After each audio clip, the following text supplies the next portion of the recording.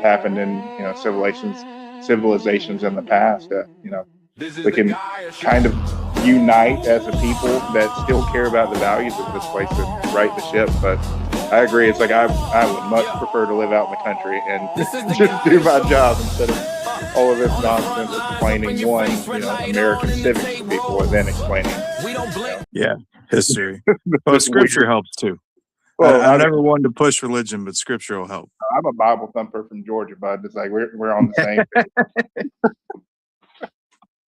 It's like that's the first guiding book for our country, and if you don't have that, the Constitution doesn't make any sense to you. Yeah, I'm a Bible and Constitution guy, but I'll settle on the Constitution. So, Matthias, how can well, I got a bunch of questions for you. Number one, what prompted you to step up in this city that is so far gone?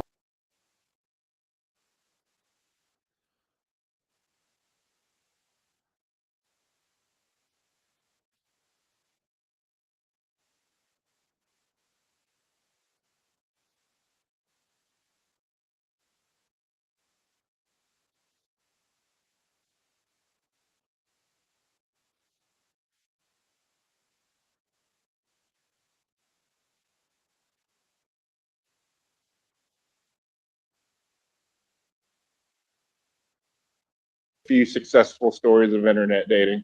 Then we got married a little less than 60 days after we met, moved to Georgia and finished out that election cycle working the runoffs, and then kind of started a standard legal practice as opposed to the COVID kind of whatever was coming. And then just kind of missed Portland. I walked around here, for 10 weeks or so and just loved Portland in the fall. We moved back probably 3 weeks after coming here for a wedding that August, and just kind of seeing the decline of the city. And then I'm a practicing attorney, but I've got a background in government as well as small business. So just kind of seeing the squeeze of this place, and then doing estate planning. I'm acutely aware of how much wealth is leaving this city, and I kind of jokingly say my 5-year review with clients is whether or not they're staying. It's the tax talk, but just kind of seeing what this place used to be through the eyes of my wife's side of the family, and then through just the older people of this city, just kind of hearing the tears in their voice and knowing what to do. And I guess my hope for this is, the same hope that I have through everything in life. It comes through my faith in Jesus Christ. That was a great answer. And it's the truth. And so that's why it was a great answer. I've seen the decline in Portland, and I really don't know if there's how the hope can be instilled in the people that are sitting back going, what can we do? How do we get there? How do we get people energized to try to take back and bring civility, to get rid of the homeless situation? I have ideas and stuff, but I can talk in these spaces or talk to my neighbors and talk at a Clackamas County Republican Party meeting, and it kind of just goes out and dies right there. How do we get it out? Get the message?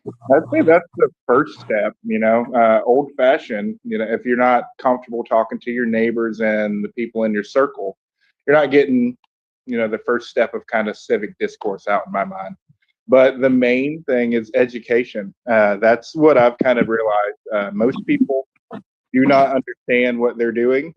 They're misrepresenting the law to themselves.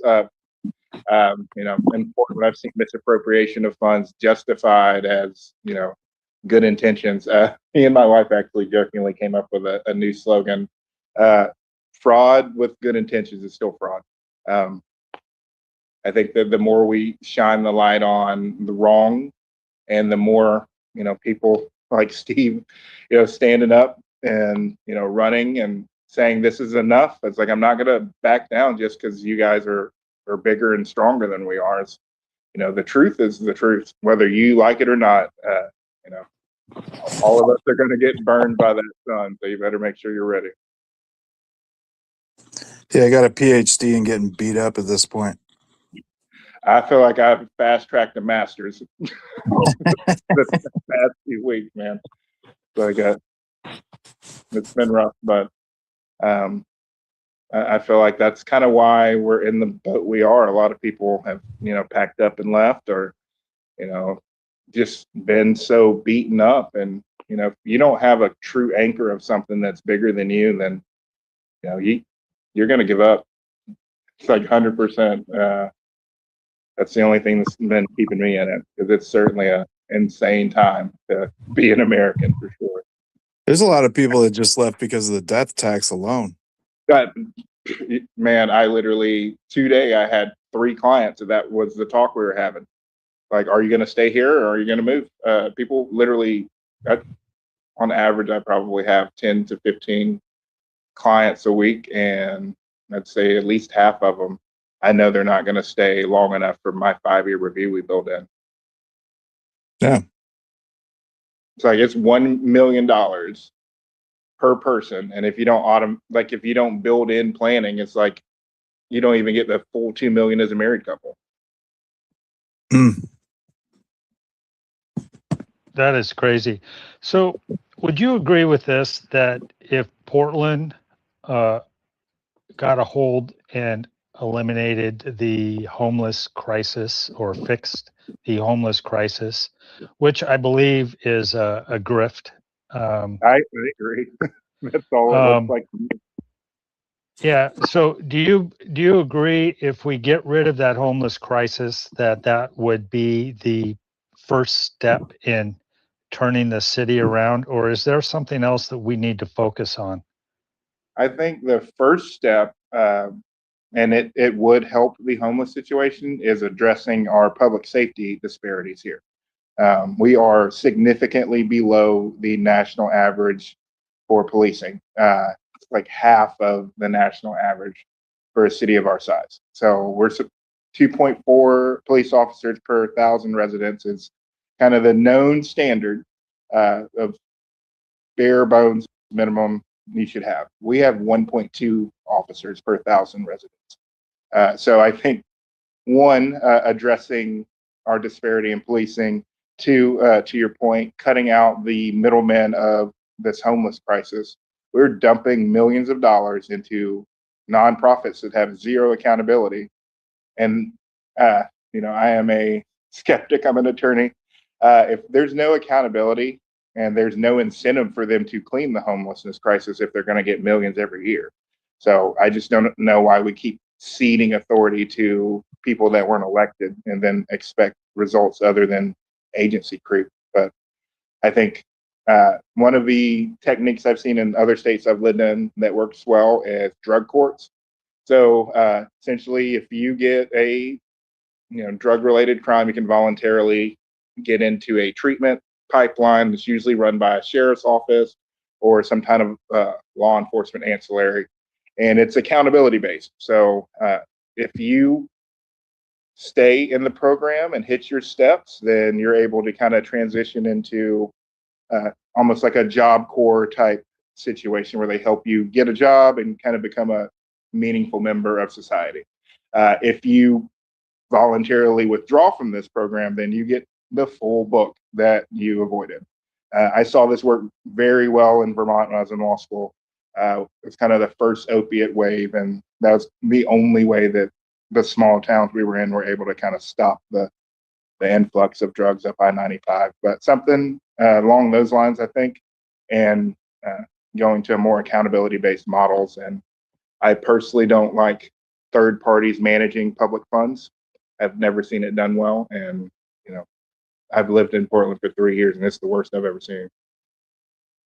But the answer is So- you got to flip seats, right? I mean, if your policymakers and your lawmakers are the ones that are turning a blind eye to the homeless industrial complex and the fire industrial complex and the whatever department industrial complex it's going to be. If you don't flip those seats and put some people in those seats, they're going to say, nope, I see what's going on here, and it's going to stop.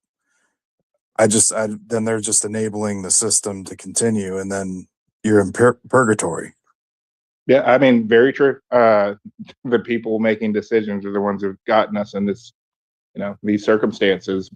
I'm trying to, do the one thing I can. I live in District 3, and we've got 3 of the worst offenders on Portland City Council. So that's my goal, to at least flip one seat here. I can't say that I've been too impressed by any of the other people, but it is what it Well, is. if we both win, we'll have to start a seminar. Well, let's start with a Bible study. I think that'll help everybody more. Oh, I can do that too. So I see the homeless. It's kind of a 4-point issue. You've got the drug addicts. You've got the people that are invited in because they're just lazy and they just think it's cool. You've got the mentally ill. And then you've got the people that really need protection. And that's the beaten wife or mother, the person that, really just has nowhere to go. Those are the people that need the immediate help. The drug addict needs to go, like Matthias said, is into, a program. The people that are just here because they think it's cool, and it's cool to put in your septum ring and go down there and hang out with the other blue hairs. Those people there needs to be a law that just says it's not legal.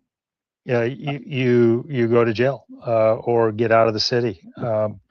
And we need to stop inviting. We're actually paying for these people to come here, I believe. And I heard we're even paying for bus fare for people to come here and get trans surgeries. Why are we doing that? But anyway, that's another thing. But No, I agree. It's 4-prong. I live in one of the busier neighborhoods, or on Woodstock Boulevard, and we see that literally that's the different demographics of homeless. Me and my wife have noticed. We've seen the vulnerable that fall through the cracks because, like you said, they are so. And we don't have enough resources to kind of handle the mental health crises that, you just see the psychotic breaks when you're, on the main drag and someone's naked wandering between cars, and you're just praying that, they don't get, run over. And then you also have the drug addicts that literally they are 100% stuck in the cycle, and without accountability or a real reason to get out of that. And a lot of the drug use is self-medication, so mental health resources would help all of that. But I really think that if we tackle the drug use with increased law enforcement, and then some of our non-sworn officers and social workers can kind of tackle the more immediate mental health issues and get them in treatment pipelines, then we can actually focus on protecting the vulnerable. But it's like you said, there's so many moving pieces. It's just, whatever resource we have. Yeah, I think we just really need to focus on harm reduction while we try to, stop the bleeding. But to Steve's point, until someone with a sound mind is in those seats, like, we're all just pontificating at this point. we have Carrie in here again. And Amy, do you have your hand up? I do not, but I will say real quick, your verbiage cracks me up every single time, Mad Dog. Your blue hairs, I just love it. Go ahead, Carrie. Yeah, glad to be back. Sorry I had to step away and take a phone call. But I love hearing this topic being brought up. And yeah, Amy, he's not joking. Like I say that they're all drinking the blue Kool-Aid because there is a certain level of ignorance among some of the people that's just unmatched. Anyhow, on this topic of homelessness, and I love hearing some of the people actually having compassion.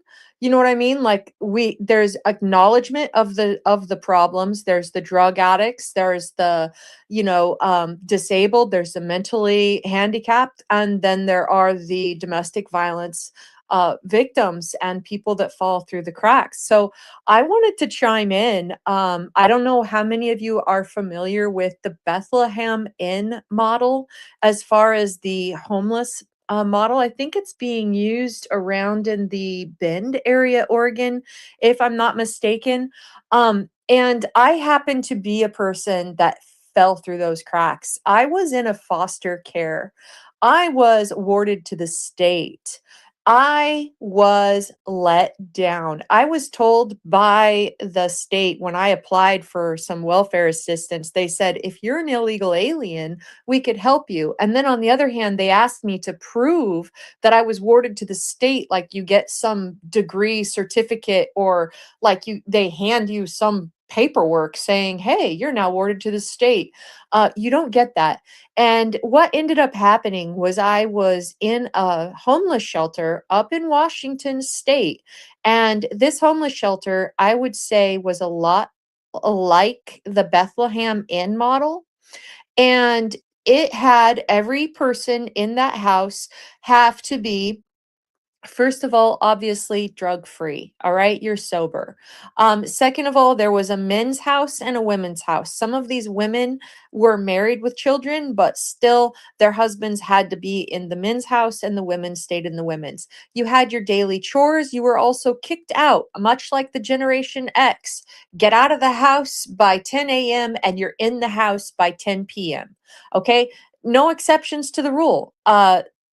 You get out, you're outside, you are doing something productive, you're looking for work or what have you. There were people, businesses stopping by at these homeless shelters looking for workers, like, hey, do you need a job today? I ended up caulking homes like Marlette homes. I was a caulker in one of those manufacturing plants for a minute. I became a housemaid, a nanny. I ended up applying for a job at McDonald's, and I was just, a teenager. I was 18, but I got my license, I got my birth certificate, I got all of my ducks in a row, and then I ended up growing my wings. That kind of a model is what we need. What we have in Oregon is they are perpetuating the cycle of abuse to make those numbers. I mean, it is horrible. It is so I can't even. What they're doing is basically handing people, oh, here's some clean needles so that you can continue doing your drugs. They're not actually giving people any incentive or any kind of stability or any kind of nothing. And what we need is something implemented much like that Bethlehem Inn model. And I don't know if any of you have ever heard of it, but definitely look it up, look into that. And there's a lot of those domestic violence victims that fall into that. But when you go through these, when you get into a home and a place that's kind of like it's a place to stay, but at the same time it's going to help you get on your feet, like get out there, beat the streets, and learn some independence, but be back in here by 10 p.m. Lights out, and you have chores. And when you get a job, you have to pay a little bit of rent, but it's nothing that's going to, it's just a little bit. It's enough to just keep the house working for what it does.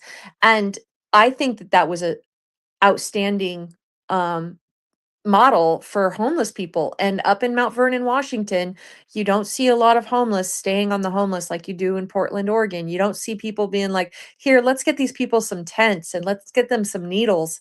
They're actually perpetuating that problem. That is sadly what the Democrats are doing to destroy this state. So I just wanted to say that I love the fact that some of you are coming from a place of compassion, and that I was one of those people that fell through the cracks. So I kind of have a different perspective on this, and I just I it's a near and dear subject to my heart, for a number of different reasons. But yeah, enough of my rambling. Sharing that. No, honestly, you're describing the model that I grew up with. So to tell a little bit about me, it's like I have been a Bible thumper for quite some time. I used to do a lot of missions work growing up. One of my grandfather's best friend was the preacher, and I was the heavy lifter. They got to send anywhere they wanted. But I used to do a lot of work with communities that had programs like that. Little small town churches where you've got construction jobs and, like you said, McDonald's. That's what I want to bring here. It's a way that we can, one, just give dignity back to people, let them figure out, a way to get whatever, like you said, there's a lot of things where you fall through the cracks, and I don't want to speak to, in generalities. Everybody has different struggles in their lives, but we can meet them in a way where we're instilling accountability, giving them a sense of purpose with having a job, learning accountability with paying rent. It's like we're setting them up to be functioning members of society. And not just that, it's like you're giving them, you got to give people dignity if you want them to get back off of the streets like that. And that's the thing that really just breaks my heart about Portland's model, is like they don't want you better. They want you in this endless loop of suffering. And until we honestly treat each of these people on the streets with compassion and try to meet their needs in a system that works and is accountable, and if it doesn't work, then we fix it, not just this dump more money at a problem and hope for the best. That just creates a situation where there's just predators, and that's not fair for everybody or for anybody. Thank So- you. That's so- spot on. So back at 5/30/99, I got sober after about a 30-year run of drinking, and I almost didn't make it. And one of the first things I did was get into an Oxford home, and that was absolutely what I needed. I needed to be around other recovering people, and not everyone made it there, but that one of the criteria was you stay sober and you go get a job. And it gave me a place to, get back on my feet. And funny thing is, I still owned a home in Vancouver, and I had a lot of wreckage that I had to clean up, and it gave me an opportunity to do this. And I don't know if a lot of people know about that type of thing, but it sounds like kind of what Carrie was talking about. The same kind of thing. It's a faith-based organization. Yeah. They just require you to go to meetings and to work a program and get a job, and the rent's low, and it just helps you get back on your feet. Yeah, growing up in Columbus, Georgia, just outside of Fort Benning, my grandfather was a retired, actually just about every man in my family was a retired officer. So it kind of comes into how, he looked after all the men that were, his men after the fact, or just those that he saw that needed the same, type of help. And honestly, it's like I've seen quite a few people come out of situations, but probably one or two of them, it was without some type of faith. That's what guides me. That's what gives me my hope. And I've seen how good God is throughout time, not just in my life, but in other people's lives. So that's kind of, why I am the way I am. But it's nice to hear other people have kind of seen the same results of that type of lifestyle. Yeah, these people here in Oregon, they're not given that purpose. And when you have faith-based programs, there is definitely a higher purpose always. That's always at the forefront of some of their programs, whether they be a religious based or not. It's still a matter of building people up for success and having a purpose. Whereas in Oregon, they're not they're not giving any kind of it's incentivize I can't even say it. Ins Incentivizing, the people Incentives. yeah. Uh, to to look forward to a better tomorrow. Instead, they're just looking forward for their next fix or it's really sad. It is so sad, and I know that it's 100% treatable. I know that we could, do more and do better, especially given that I believe it's close to $100,000 annually per homeless person in Oregon is being spent.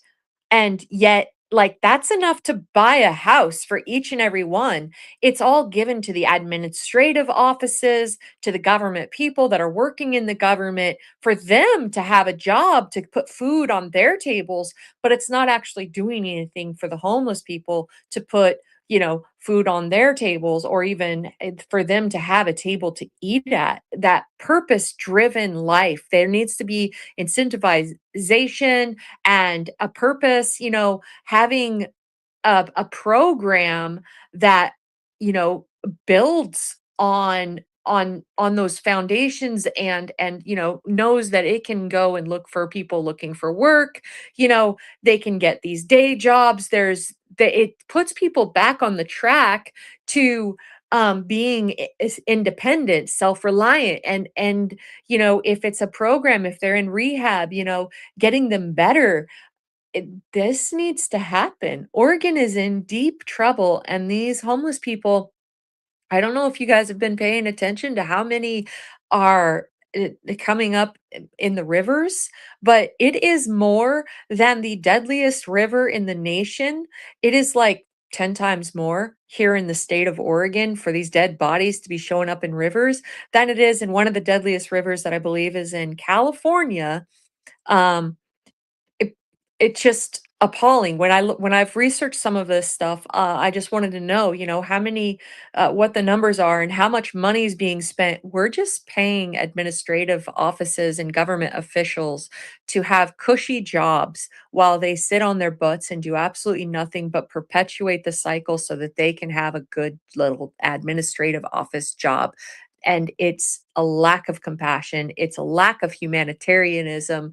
It it's godless. It's absolutely godless, and I really pray that we find, um, the ability to turn this ship around because we absolutely need programs for those homeless people and whether it be drug rehabs or, domestic violence help and therapy or just that little, nudge that's just like, "Hey, all right, you need a place to stay. Let's get you started and, build people up, not tear them down to where all they're looking for is their next fix."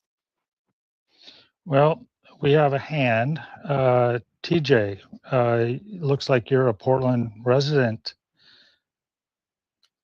I am. I'm actually running for District 4. Welcome, TJ. Yeah. Now, just as a heads up, I am a Democrat, so you may all make jokes after I get done. I'm sure there's a few good ones still. But the point on the homeless I want to kind of bring, because Portland is in a position right now where while the rest of Oregon isn't doing great, Portland is doing that much worse.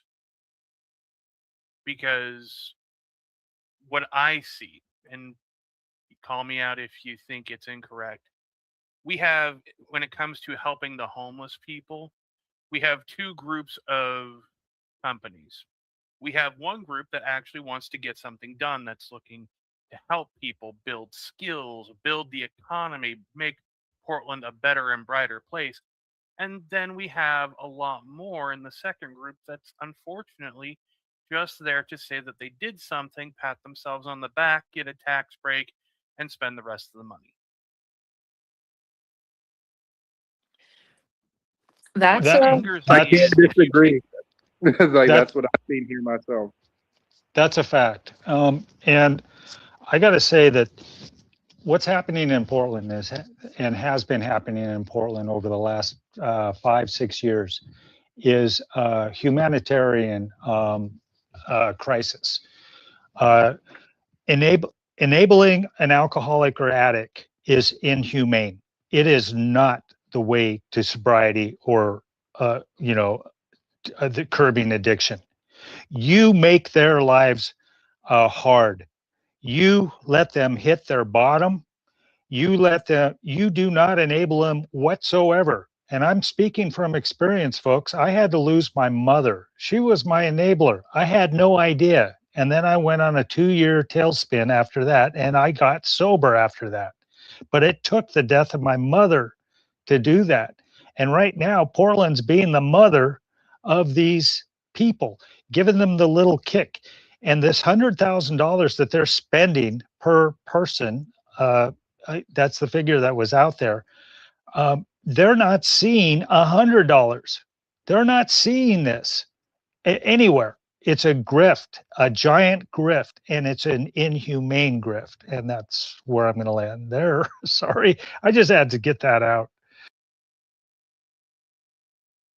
No, you're absolutely right. And I mean, my experience back in 2019, I was homeless in Portland. I had 9 months on the street before getting back into community college. I've seen it from that point. And what angers me, what drives me up a wall is, especially in Portland, we've spent more money than nearly any other city to make progress. And the only thing that we've gotten is worse. In any other job, if this sort of failure of ineptitude would get you fired, it doesn't matter if you're a lawyer, a McDonald's manager, if you are, anything else in the world, that sort of ineptitude would get you canned. And it hurts because, I mean, I love this city. That's why I'm doing it. I'm sure Matthias can say the same thing. You wouldn't do something like this running for city council if you didn't love the place. But my I goodness, agree it can with be. everything you said, TJ. It's like, yeah, it's like these results, these approvals. It's like you would not only be fired, it's like you probably have a hard time finding another job after that in the standard market. But the amount of money we spend and the results we get is absolutely ridiculous. Oh yeah, I'm a disabled person. I have nerve damage, knee issues, whatever. I got into community college. I got into honor societies. I got into university. I got to do things that I'm very proud of. And every time I look at the numbers, it's like we had just several people who were responsible for the money in this city. Hey, we're not going to do anything about it. We're going to kick the can down the road so we don't look bad. It it's almost a comedy act at this point with how little progress has been made and how much money has been spent. To So be comedy, TJ, it would be so sad for all of us Portlanders living with the consequences of those decisions. Uh, I feel like we're in a bad soap opera that we can't turn off. as a Democrat, how do you feel about your fellow Democrats supporting these policies? I know your answer. You're opposed to it, but how do you feel as a Democrat knowing that they support this? I think, if I can be honest, I think within the Democrats, we're kind of going through a bit of an issue where, to be blunt, we're looking for our souls. We have a lot of people who mean well, but the road to hell is paved with what? Good intentions, exactly. I think when it comes to homelessness, there's a lot of people who are uncomfortable by the hard facets of the problem. And that has kind of permeated through a lot of different Democrat ideas. Now, granted, we don't get everything right. No group does.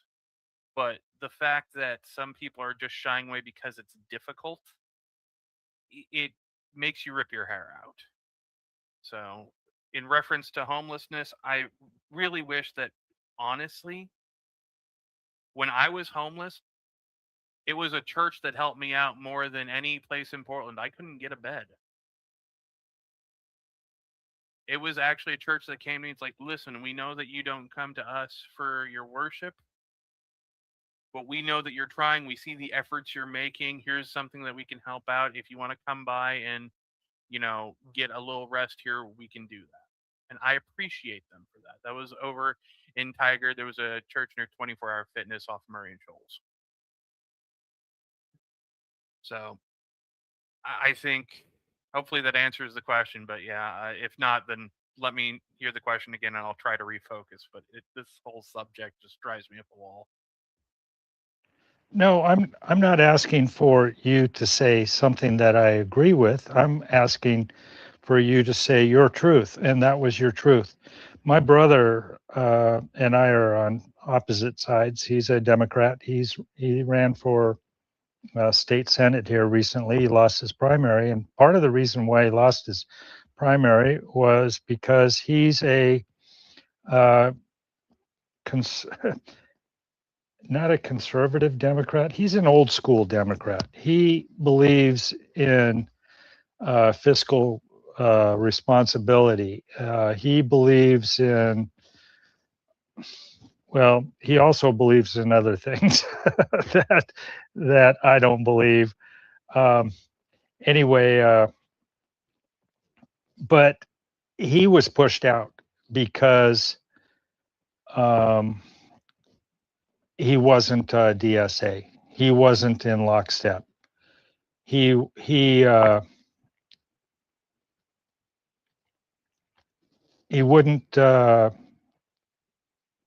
he wouldn't succumb to everything that the Democrat Party Drink the wanted. Kool-Aid.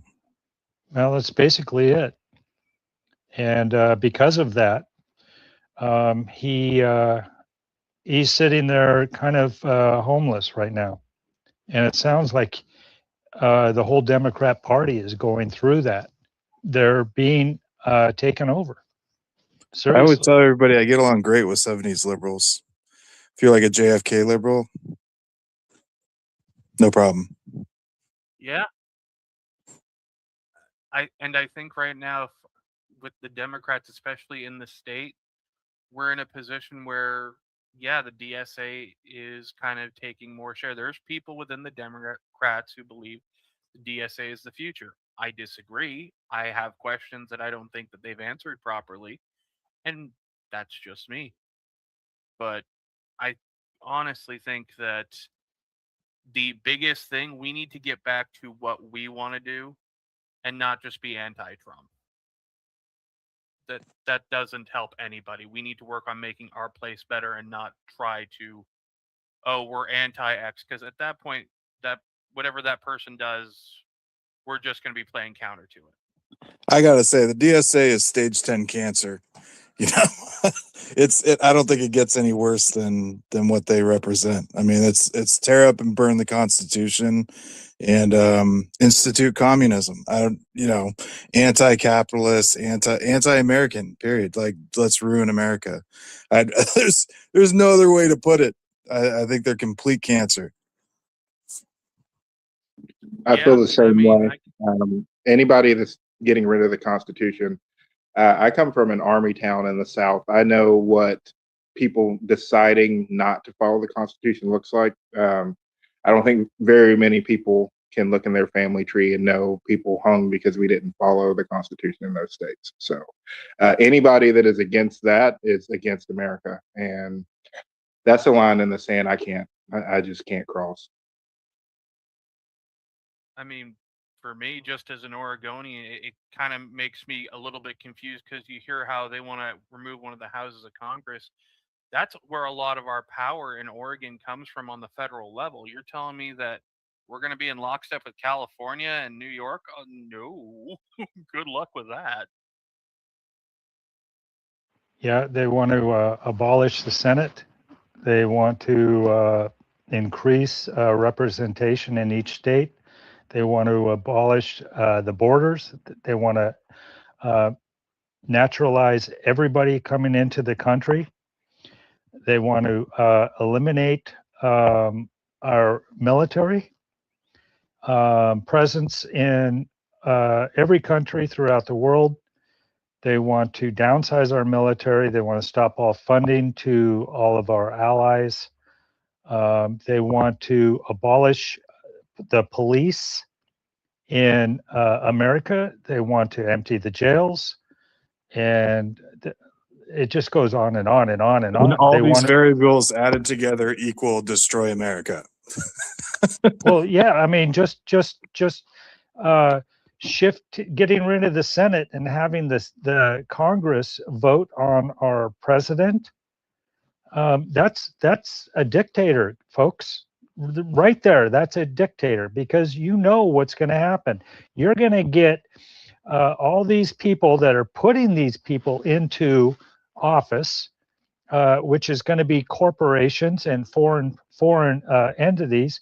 You're going to get those electing these representatives to go to Congress. They're going to go in there with their special interest, and they're going to elect some person like another Joe Biden that's just a puppet that's up there dictating to everything that we're doing. It is not a feasible way to govern. And just Google or Grok. Don't Google. Grok, the Democrat Socialists of America platform, and read it.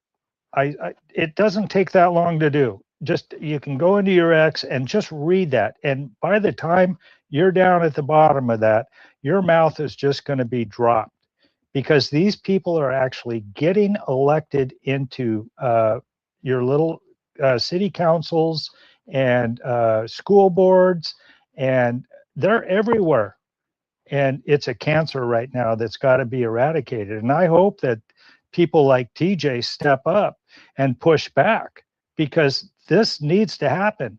I don't want to go to war with the Democrat Party. I don't want to, I mean, I like the Kennedy style Democrats. I don't mind a little opposition and pushback, but what they're proposing is insanity and the destruction of this country. And I will not let that happen on my watch. Go ahead, Geyer.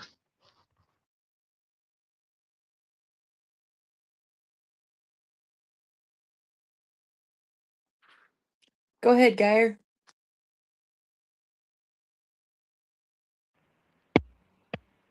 Hello, we can hear you now.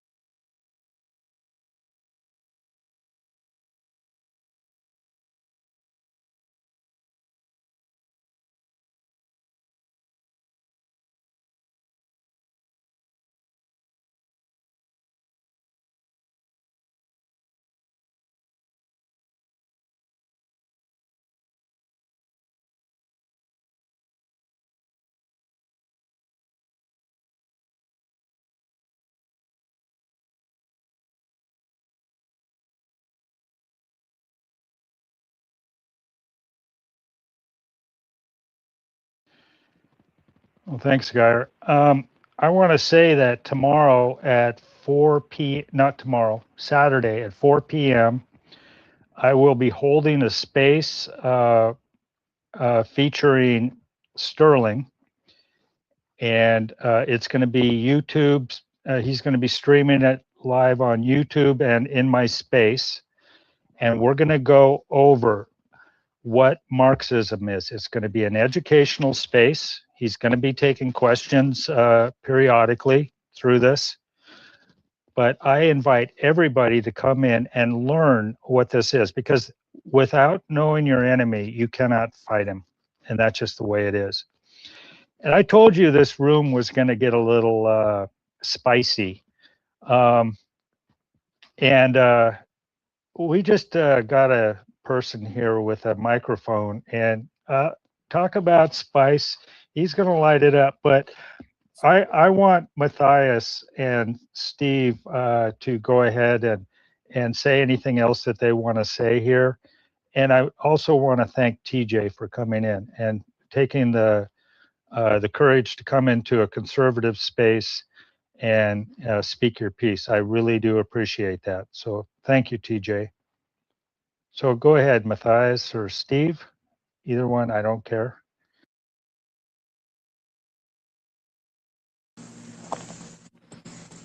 I'm cool with letting Ben rip. Yeah, all I want to say is Geyer's right. Hassan Piker's going to be here this weekend, the 23rd. If you guys want to stick it to DSA, that's that's their supreme leader. Might as well go ahead and make sure that we all know that the news will be there. So let's show the truth of what the DSA is. I am hosting this space just before that event on Sunday. It's going to be on Sunday, and I am going to be there with some other fellow patriots. And we're going to get numbers out there.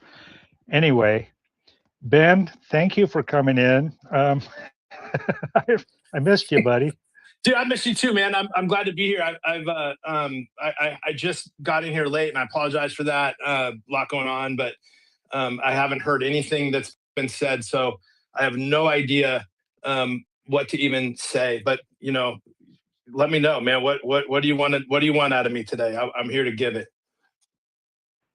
Well, where we started was just introducing Steve and his campaign down in Roseburg, and we talked about your favorite person, and you know who I'm talking about. And I refrained from saying his name to let you have the honor, because I know you can't help but bring his name up, because he is somebody that we really need to watch. I hate to say it, we got to get him elected, just because I don't think he'll win, but we've got to put the effort out there. And I want to hear your take on that, to be honest. Yeah, no. So, this is, yeah. Okay. Well, now my mind and heart are flooding with things to talk about. So, number one, as I came in, Matthias was talking about the guy from the DSA that's coming in, and that's what Matthias is up against right now. He's going straight up against the DSA, and we need to get behind him and support him and make donations and sign up on the website to volunteer and get behind Matthias and Steve Hammerson. I mean, he's in the belly of the beast in Douglas County, and I was in I had this. There's a guy I know in Washington County who's a really hardworking, boots on the ground canvasser and activist and volunteer. He's one of my favorite guys, and I had this email conversation with him the last few days because one of his email blasts, he was like saying we need to get behind David Brock Smith. But when you're in politics the way that I'm in politics, and Steve and some of these guys, and Matthias is going to soon find out, and Michaela Hammerson and Steve's wife, and she's down there, and I see her in the room. Hi, Michaela. When you're in this fight, it's what you learn you can't unlearn. What you see you can't unsee, and it's such a different perspective when you're inside of it, when they're coming after you. You know, I remember the first meeting I had with Matthias around getting involved in his campaign to run for District 3 in Portland City Council, and I said, you know, they're going to come after you, and you know, you don't know what it's like when they come after you.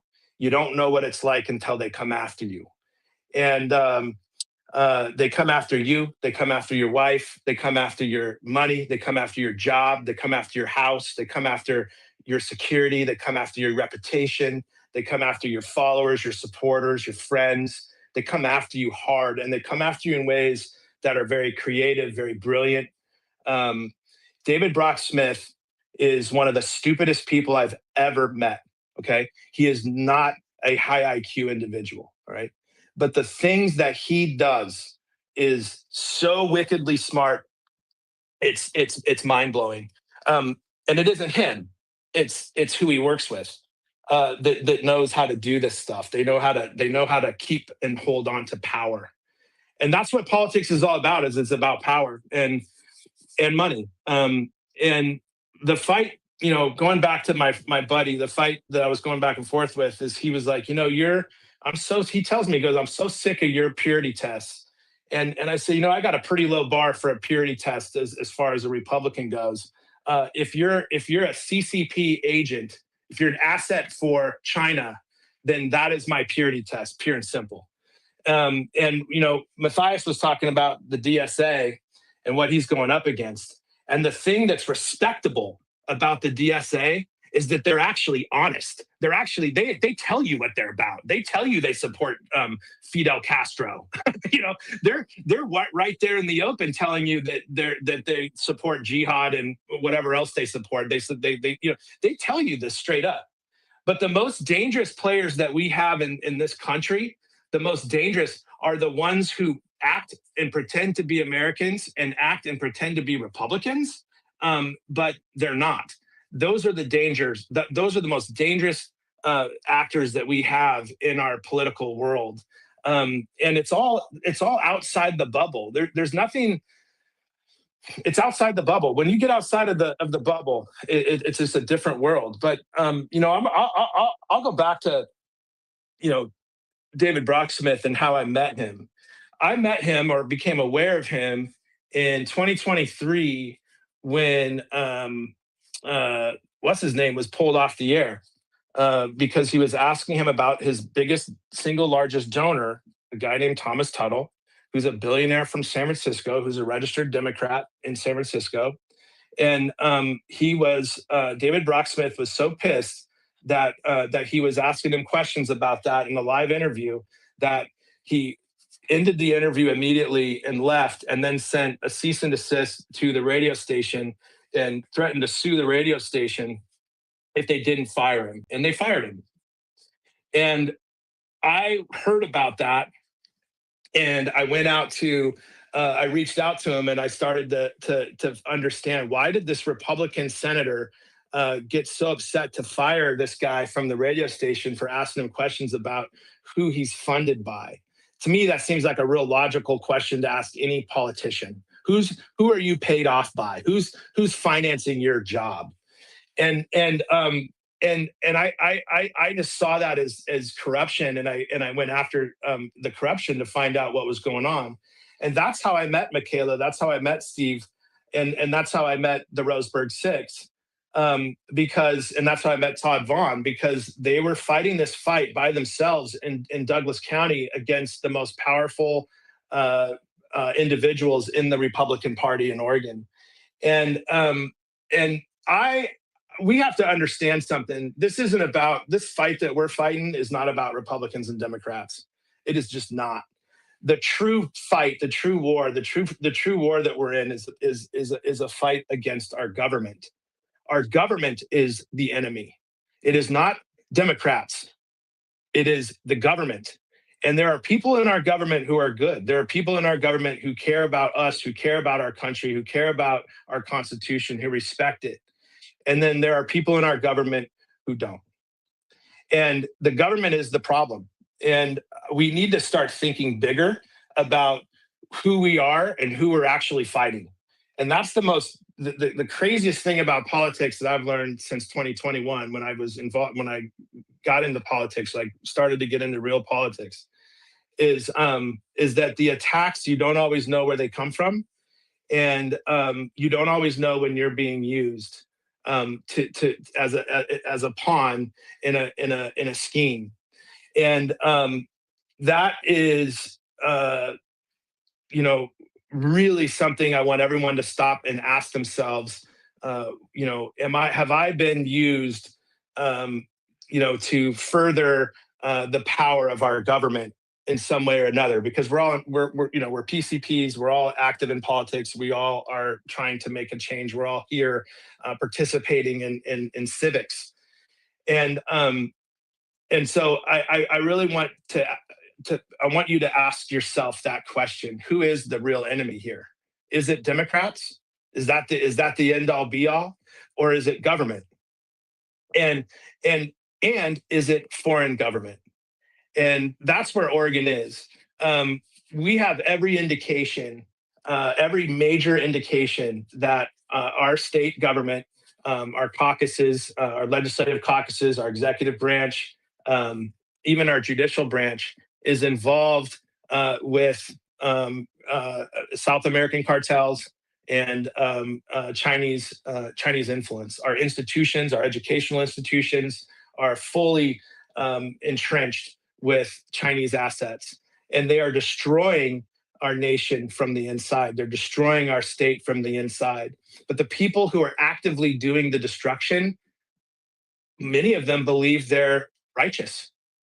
Many of them believe they're doing God's work. But we have to stop and ask ourselves, wait a minute here, what's really going on? Now, when I look at David Brock Smith, we have every receipt on him, and you can go to rucpac.org/DBS, and you can see for yourself every single bill that he's helped pass. You can see for yourself that he takes tax dollars and puts it in his own pocket through his NGOs, i.e. the Southern Oregon Children's Foundation, where he works with Thomas Tuttle, the Democrat billionaire from California.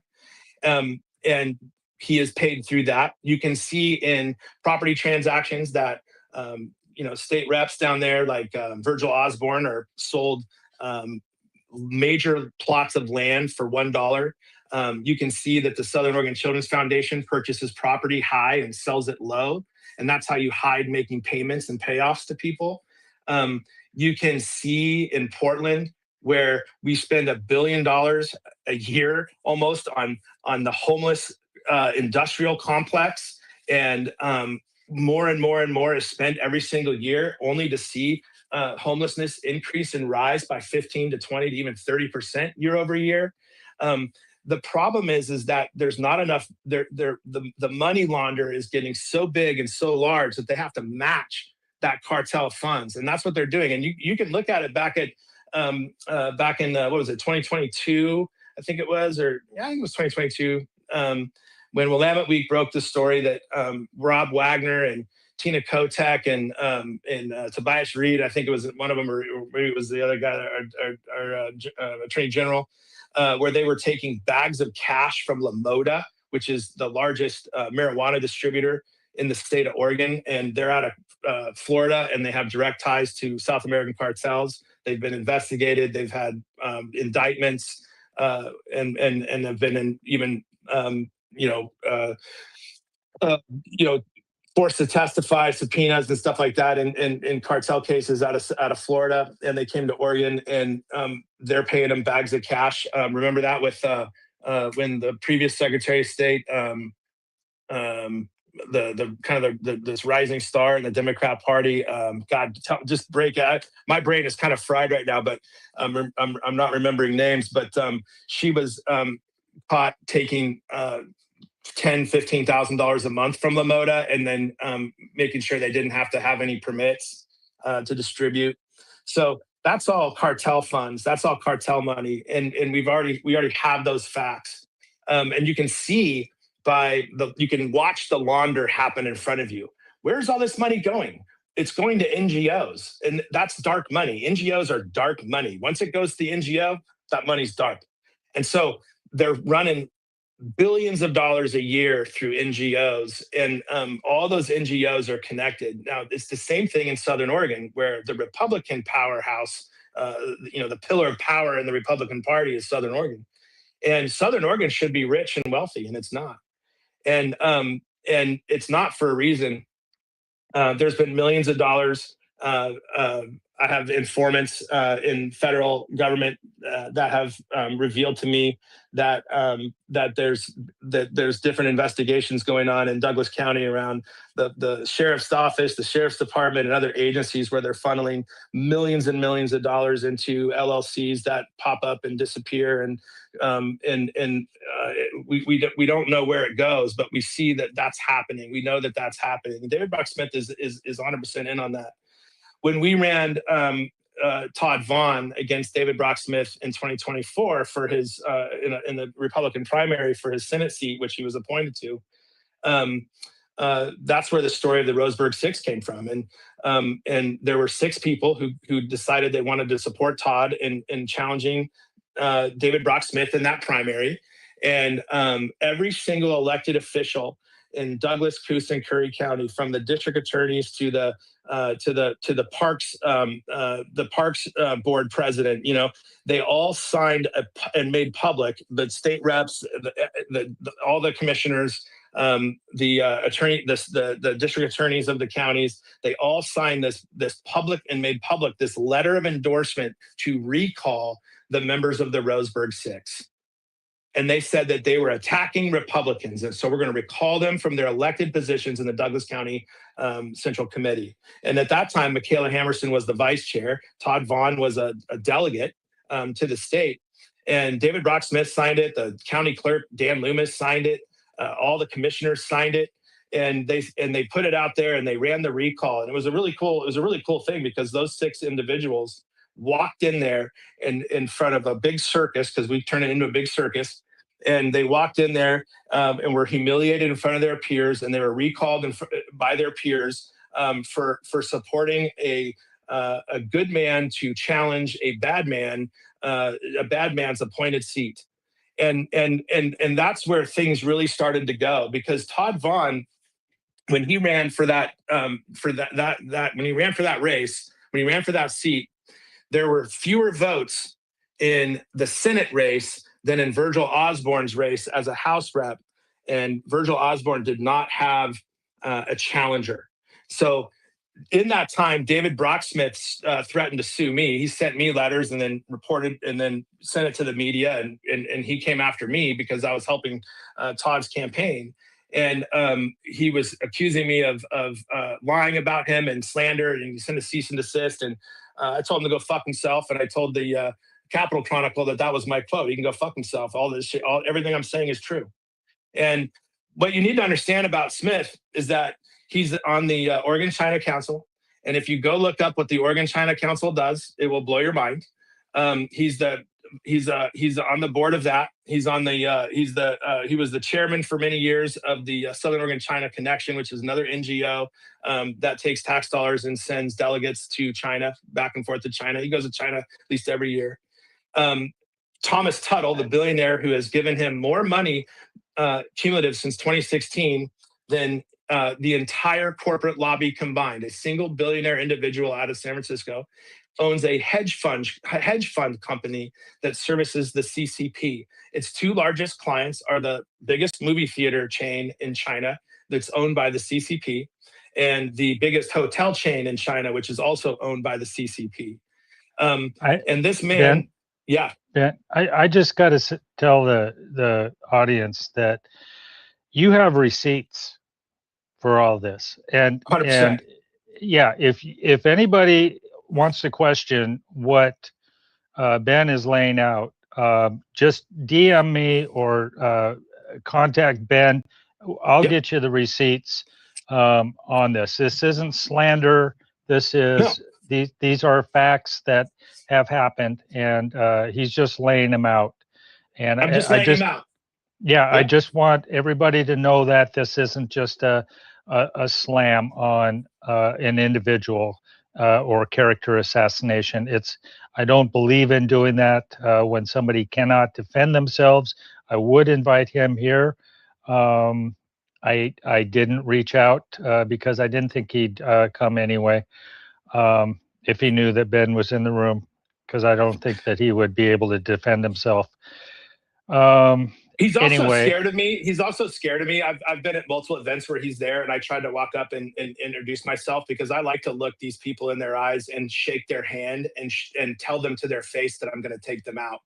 I was deposed by Vaughn v. Loomis, and the people need to understand what's happening. And honestly, I didn't choose this fight. This fight chose me. I didn't choose it. It chose me. I look for bullies. Well, I guess I do choose it because I look for bullies. I see bullies. I see wrongs happen. We need to go after it. This is about the government. This isn't about Republican. I am a Republican. I am a MAGA Republican, unashamed. I make no apologies for that. I'm a MAGA populist Republican to almost every definition. Can you take a question? I see 3 hands up, but I know yeah, Serena. Yeah, because this gets really crazy. We're just getting started with this. I know. Yeah, but I'll take a question. Yeah, go ahead. Yeah, why not? Let's do it.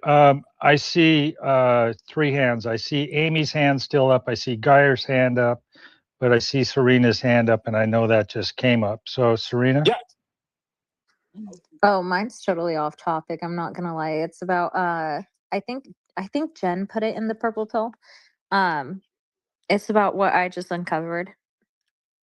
So I could go after he's done talking about it. I don't know how long he's gonna talk about it, but I could go after it. But it's just about what I just put out. Okay, let's let we'll get back to you then. Let's let Ben finish because he's got a lot of stuff and he's on fire, and I don't want to put out that fire. Yeah, no, thank you. And so, yeah, look, here's the thing. And if you guys are bored or whatever, just like put your thumbs down and look at the screen and check it, because I don't want to bore anybody. I think that but the reality is that this war that we're in is so complicated and complex that I truly believe that my story, my experience, my testimony about what I've been through and what Michaela and Steve Hammerson has been through since 2024 really captures the absolute essence of this fight. And I think it's so important that people understand what happened. And what happened is that after the Roseburg 6, Michaela Hammerson was an elected board member of the Transportation District, the Umpqua Public Transit District in Douglas County. And that district was facing insolvency. And I'll try to be as fast as I can, but I think there's key things that have to be understood. And because it was an insolvency, it's working with ODOT. There's all this weird corruption and weird money moving and money hiding and weird accounting with ODOT and the UPTD. And the board members start to resign because they're facing an insolvency event because they've been not in compliance with federal and state regulations for over 3 years, and they're facing a total loss of funding. But as they've been facing that, it's been guided by ODOT this entire time to go toward that loss of funding, which is very, very corrupt, because the people of Douglas County pay for the transit services, pay for that, and the people of Oregon pay for that. And people and I truly believe, I'm a Portland guy, I'm an inner city kid, I value public transportation. Okay. I think it's really critical to our economy. I value it. And so she's on this board, they start jumping off, but what do? We start putting the Roseburg 6 on that board. And it's a hill that we can take. It's a political hill. It's territory. It's land. If we can take a government agency, we can start wielding power and information in Southern Oregon and Douglas County, right in David Brock Smith's front yard. And that's what we're trying to do, guys. We're trying to fight the government because the government is enslaving us. And so we're attacking the government. And so we're there and we take control ultimately of a government agency. And I'm going to make some posts over the next few days. I'm going to post some radio clips from David Brock Smith when I was being interviewed for the CEO position of that district. And I'm a CEO for 20 years, and that's my career. And I'm a CEO and an entrepreneur. And I have business turnaround experience. I've never ran a government agency, but I was the best person for that job, and everything was done above board, and I was hired as the CEO of that job. And when I was hired as the CEO of that job, the district had a 2-week insolvency cliff. The ODOT was refusing to pay the quarterly funding that district receives to stay afloat. And we were 2 weeks away from a payroll that we could not fund. And in that 2 weeks, everybody in the media, they were all talking about it. It was like, Edel's in here. These guys are so terrible. David Brock Smith was on the air saying I'm a grifter, which is what he does. And all this stuff it's a bunch of chaos. But in the first week, I secured the funds from ODOT. The first week. And we made that payroll. And within 3.5 months, that district was completely transformed. We had 72 compliance violations when I took over as CEO, and Michaela Hammerson became chair. And within 3.5 to 4 months, we were 100% compliant with all state and federal regulations for the first time in 3+ years. Okay, huge success story. And then we began cutting costs, and we started saving taxpayers $600,000 per biennial budget. That was just the beginning. And we had made all kinds of new efficiencies. And what happened is that David Brock Smith, Virgil Osborne, and these guys down there in Douglas County ran a slate of people to take us out on take out the board of the UPTD because they wanted me out. And I challenged ODOT. I pushed them around. I made them prove it. I held them accountable. I held the county accountable to do what they're supposed to do and do the right thing by the taxpayers. And they fucking wanted me out. They wanted us all out because we completely destroyed their entire game down there. Okay. And what they did is they ran these 4 people. And those 4 people, 3 of them, well, all but one of our board members lost their seats on election night in May 2025 in the special election, except for Todd Vaughn. And Todd Vaughn was a big name because he's a big guy. He's a good guy. And we made him a big name down there when he ran against David Brock Smith. It was one of the most watched Republican primaries in the state.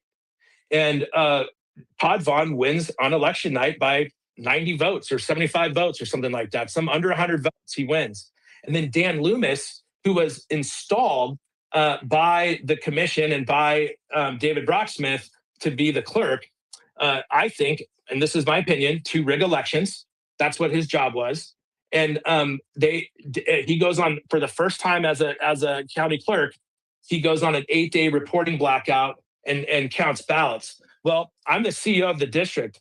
It is the state statute that I sign.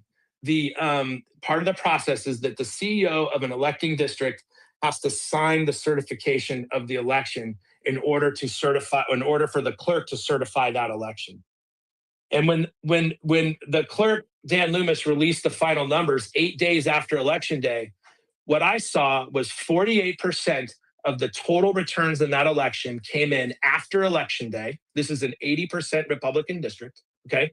These are people who vote on election day and they bring it in. But 48% came in after election day. And there was a big delta, and the swing of votes that were counted had Natasha Atkinson winning that election. So 8 days blackout, no reporting. Natasha wins. Todd loses. Todd won on election night. He's out. That seat was the seat that would have maintained control of the board of that district. They had to rig that election. So I became the first CEO in Oregon's history to refuse to certify an election because all they would give me was the top line numbers, and that wasn't good enough for me. And I demanded, as the CEO of the district, representing the taxpayers, representing the fact that we pay $40,000 for that election to the county, and I wanted to know that what I was overseeing for the taxpayer dollars going to the county for the cost of that election better be legit. But they refused to send me anything. They refused to show me anything that we asked for. Zero. And they just gave us the top line number by precinct and said, that's all you get. Sign it. Well, I refused. And I had board support to refuse to do that. By the way, UPTD was the first and only district government agency in Oregon to become compliant with Trump's executive orders, okay? So think about that. That was a big deal. This is in an all-Republican district, okay? They came after us for that. Nonetheless, I refused to certify. The board refused to certify. And then the Secretary of State immediately opened up an investigation on me, accused me of election crimes because I wouldn't sign it, because I violated the statute. And I know I violated the statute. And then that also led to Vaughn v. Loomis, which now is the very first case in Oregon's history, election challenge, that's going to trial. And now they're going to trial. And because of all that action, they couldn't fix the county race. And now Steve Hamerson, for the very first time in 17 years in Douglas County, has forced a runoff against the commissioner. It's never happened in 17 years because they have that kind of a lockdown. But because they couldn't fuck with the election after we refused to certify it, now Steve Hamerson has a chance. Now we have a chance to get somebody in to office that was actually democratically elected by the people. This is what we're fighting against. These are all Republicans. These are the Republicans that not only control Douglas County, Curry County, and Coos County, they control the ORP. Every single leader in the ORP today is approved by David Brock Smith and Ed Deal. But let me tell you something that happened next, and then we can start going to questions. After that, that new board ultimately forced me out of my CEO position, which is fine. No problem. I'm out. See you later. But what happened 90 days after I left the district is that they worked with ODOT to create and generate and manufacture a backward-looking compliance review that found me guilty of fraud, that found that we were totally not in compliance, that I was not eligible to even be hired. It said in the report, the ODOT sponsored report, it said that my only experience was that of a coffee shop manager. I've never been a coffee shop manager. Plus, my resume and everything else is all public record there, as you can ask for it.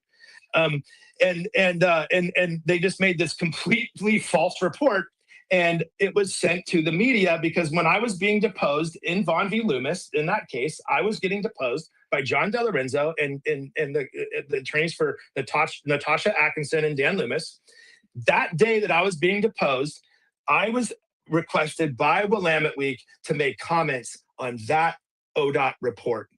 And Willamette Week leaked that to the media, or I'm sorry, Willamette Week ran the story, even though we showed them every single, and Michaela can attest this, we sent Nigel every single receipt proving that entire report was false, but he ran it anyways. Okay, he ran the story anyways, knowing that it was false. He ran it.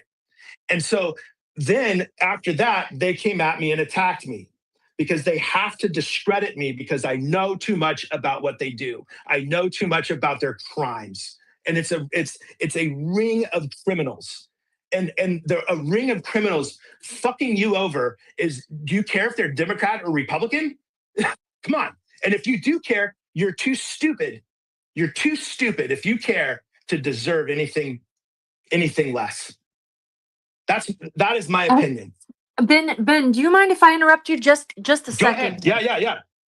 Okay, so just for the people in the chat, Ben covers a lot of ground and he's on fire. He's been his character's been under assassination attempt for quite some time. But I'm looking at his tort claim that he filed, and I posted it on my main primary account. I texted it to Mad Dog. I don't know how to get it in the purple pill.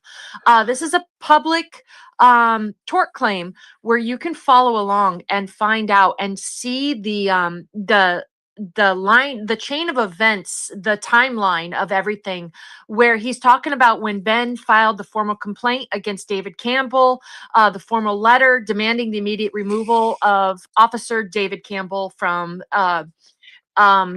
the Transportation Department due to repeated interference, false reports, and media leaks regarding some Politigy proposal, right? And remember Yep. what Ben was talking about when he came into a shit show, right? He came into a whole lot on his plate. He turned that around. That's where the false reports came from. They basically made it sound like Ben was the problem that created the mess that he stepped into versus the actual facts of the matter where Ben stepped into this mess and then he turned it around. So those false reports were being perpetuated by basically taking a little tiny sliver of some fraction of a truth somewhere and then fabricating a lie. I just want people to know he's got the receipts, and try to see if I couldn't, slow it down just a skosh, because the Yeah. timeline on what happens and the email threads Yep. between Ben and David Brock Smith and the transportation department and everything that happens, it's in that tort claim. So I just want everybody to I'll just say this: Mad Dog now has it, and people can request that from Mad Dog to get it to you. And I'm sorry, Ben. Thankful for your time. Go ahead, keep going. Oh no, I'm really glad you interjected. Wait. That was great. But I want to tell you something about. I want another interjection here. Yeah. I just want to give a special warm welcome to Scott. I don't know if he wants to take a mic or not, but Mike and Ben know each other. Well, there he goes. Bye, Scott. Oh, Scott Pressler. He's out. gone. He's like, shit, I can't go anywhere without. Yeah. Well, you bring up. I didn't see my phone, but I think that was Carrie. It had to have been Carrie. Was that Carrie? It must have been. If it's not, I apologize. Yeah, I think It is. Carrie. I'm under Oregon Freedom Amendment in the chat. Gotcha. I recognize your voice, so I was like, I think that's Carrie. So David Campbell was assigned to the UPTD as a handler for ODOT. He was a compliance officer for ODOT, and as a compliance officer, he is the inspector that can basically try to interject into every aspect of our operation. But he has some rights, and he has others that he can't do. He has things he can't do. He has things he can do. Because we're an independent agency. So we have a contract between ODOT and the UPTD. And I held that contract to standard, okay, with ODOT, because that was my first priority of service is the taxpayers of Douglas County. That's who I serve. And so I made sure that there were clear boundaries by our contract, that those boundaries were enforced. But David Campbell, his background is that he was an intelligence officer in Asia for the Department of Defense, and so I think that may be just coincidental, but I don't think it is. People need to understand that when you engage with people like Mr. Campbell over at ODOT, these people are very possibly CIA agents. Chinese CCP agents or assets, and they're all within our government. This is what happens. This is what's happened to our universities. And if you think it's happening to our universities, but not our fucking transportation departments, you need to wake up. You need to wake up right now. Okay. We are fighting experts of Marxism and color revolution, and this is a clandestine fight. Okay. That is what we're up against in our local schools, in our universities, in our local government agencies. They're everywhere. And this David Campbell guy, when we did a background on him, that's what we found out. And so these are just things that make you go But what happened after essentially after they ran they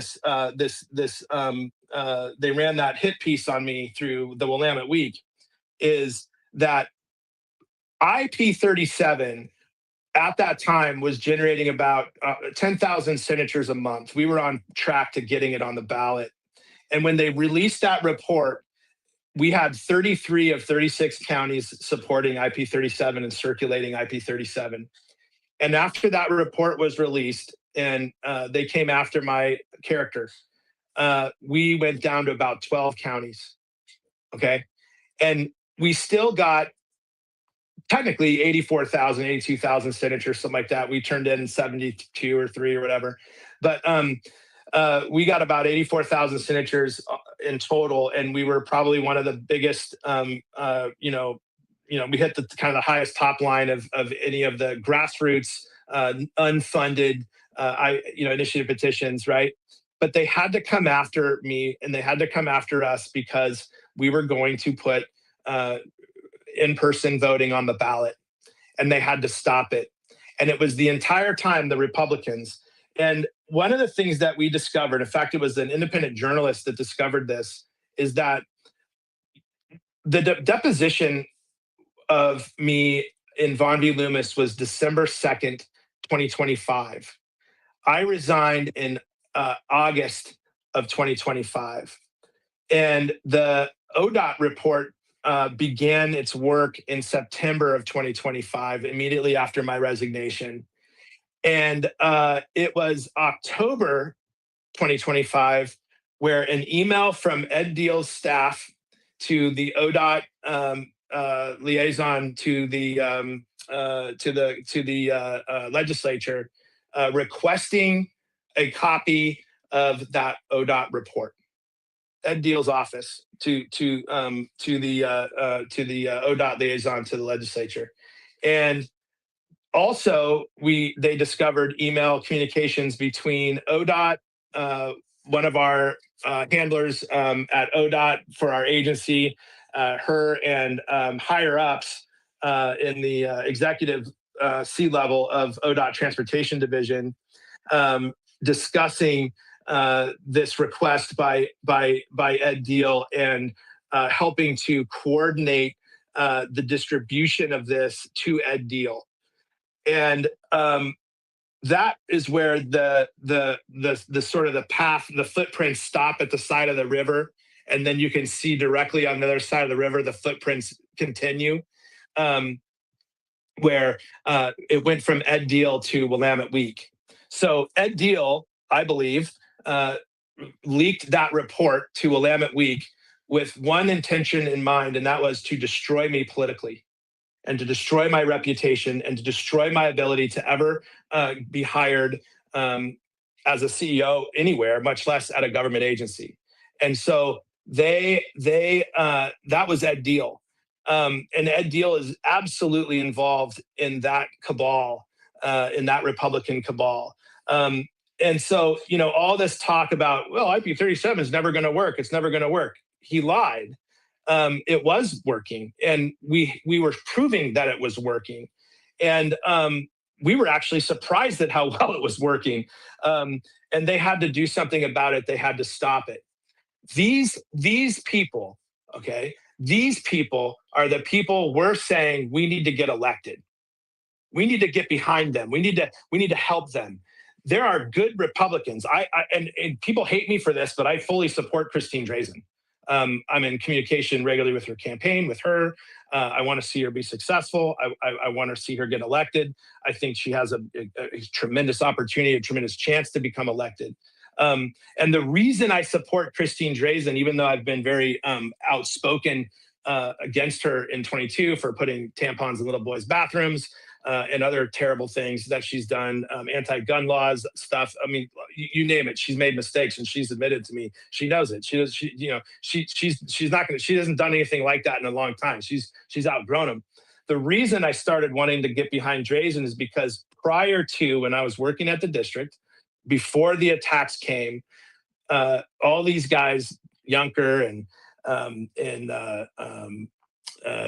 Boyce and all these guys, they wanted to be my friend. They wanted to be my friend so that I would join their club and then I would do their things.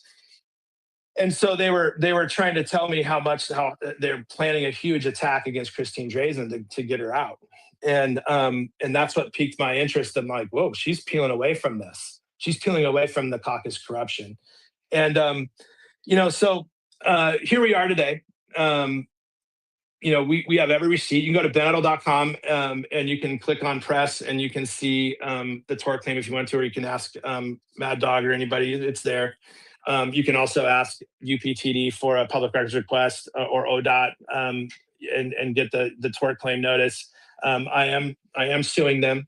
I'm going to make them pay. I'm going to make it so that they don't do this to another individual who's a whistleblower. I'm a federally protected whistleblower. The second I refuse to certify that election, there is no way that I would ever certify an election that I knew could not be certified. It was uncertifiable. And that's what we need. We need warriors. We need warriors. I sat down for lunch the first time with Matthias, and I said, man, you're not going to win. We're in DSA land. There's pink hair everywhere. We need warriors. We need a warrior who's going to fight this fight and make progress and push the football up the field. And he said, I'm a warrior. And he's a warrior. We're warring. We're warring down there, man, in District 3. Steve Hammerson's a warrior. Michaela Hammerson's a warrior. And you know, Carrie's a warrior. We have warriors. The warriors are starting to come together, and that's what we need. We need to be thinking like American Revolution thinking. We need to be thinking about tyrants. We need to be thinking about who's really who, and who the enemy is, and who the friend is. Because in politics and with the clandestine sort of environment that we're operating in right now, we have to pause. We have to get quiet. We have to really wonder who are the good guys and who are the bad guys. And we cannot allow uniform. We can't allow that American flag lapel on a suit determine if that's a good guy or a bad guy. We have to be smarter than that. We have to be keener than that. We have to know what's going on. My story that I just told you today about David Brocksmith.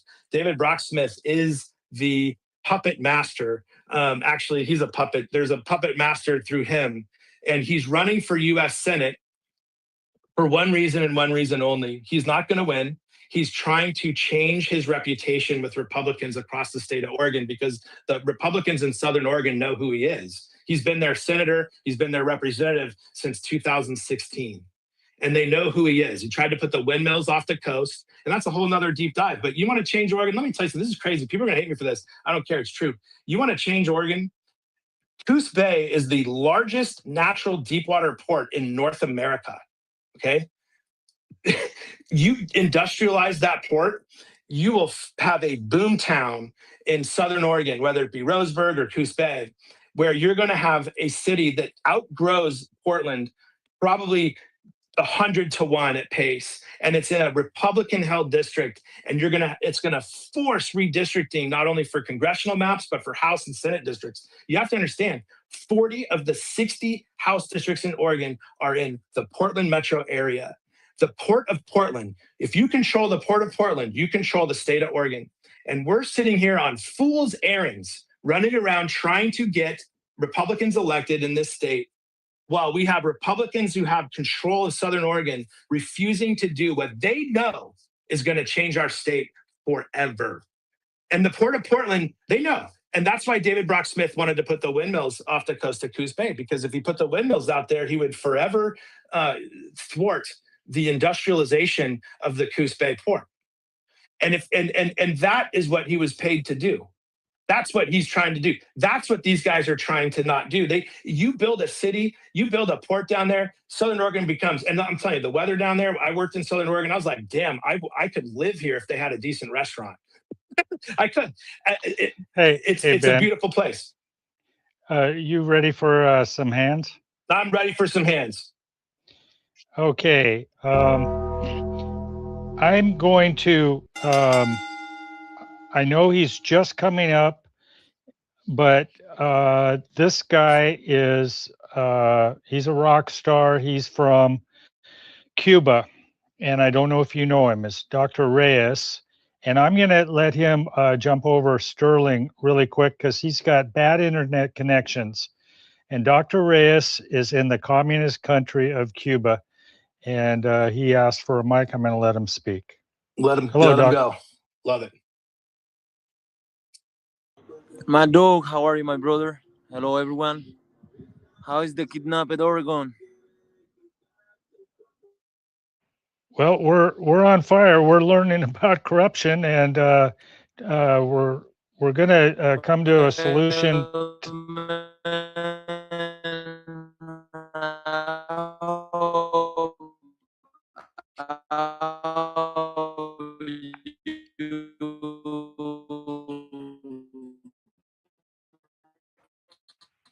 Did anybody get that?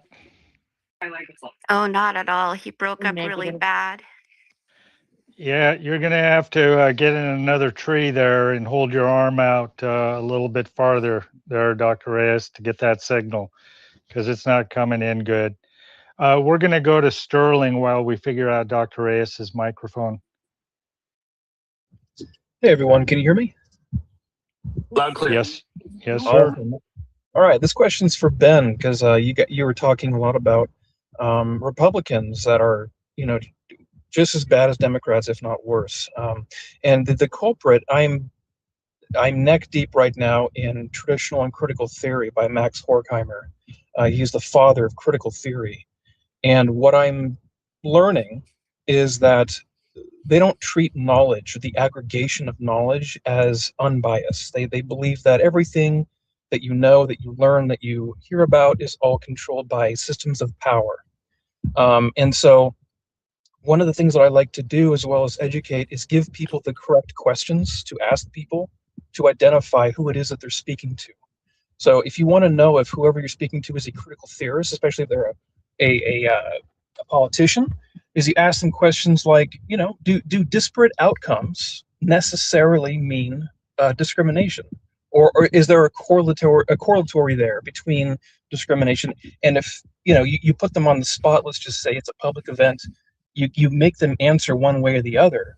Either way, they're going to reveal something about themselves. Either they're going to, reveal that they are a critical theorist if they answer in the affirmative, or if they answer in the negative, then that's going to cause otherwise people that would support that candidate, if he had said, well, yeah, it's due to discrimination, that's why there's uneven outcomes. That is a way to kind of elicit the kind of the information that you're wanting to know about that person, whether or not they think they have critical thinking, or they're using critical theory. Now, I'm not sure if you're familiar with critical theory at all. It's a Marxian sleight of hand that replaces economics with culture, but it's all about aggregating and redistributing those things.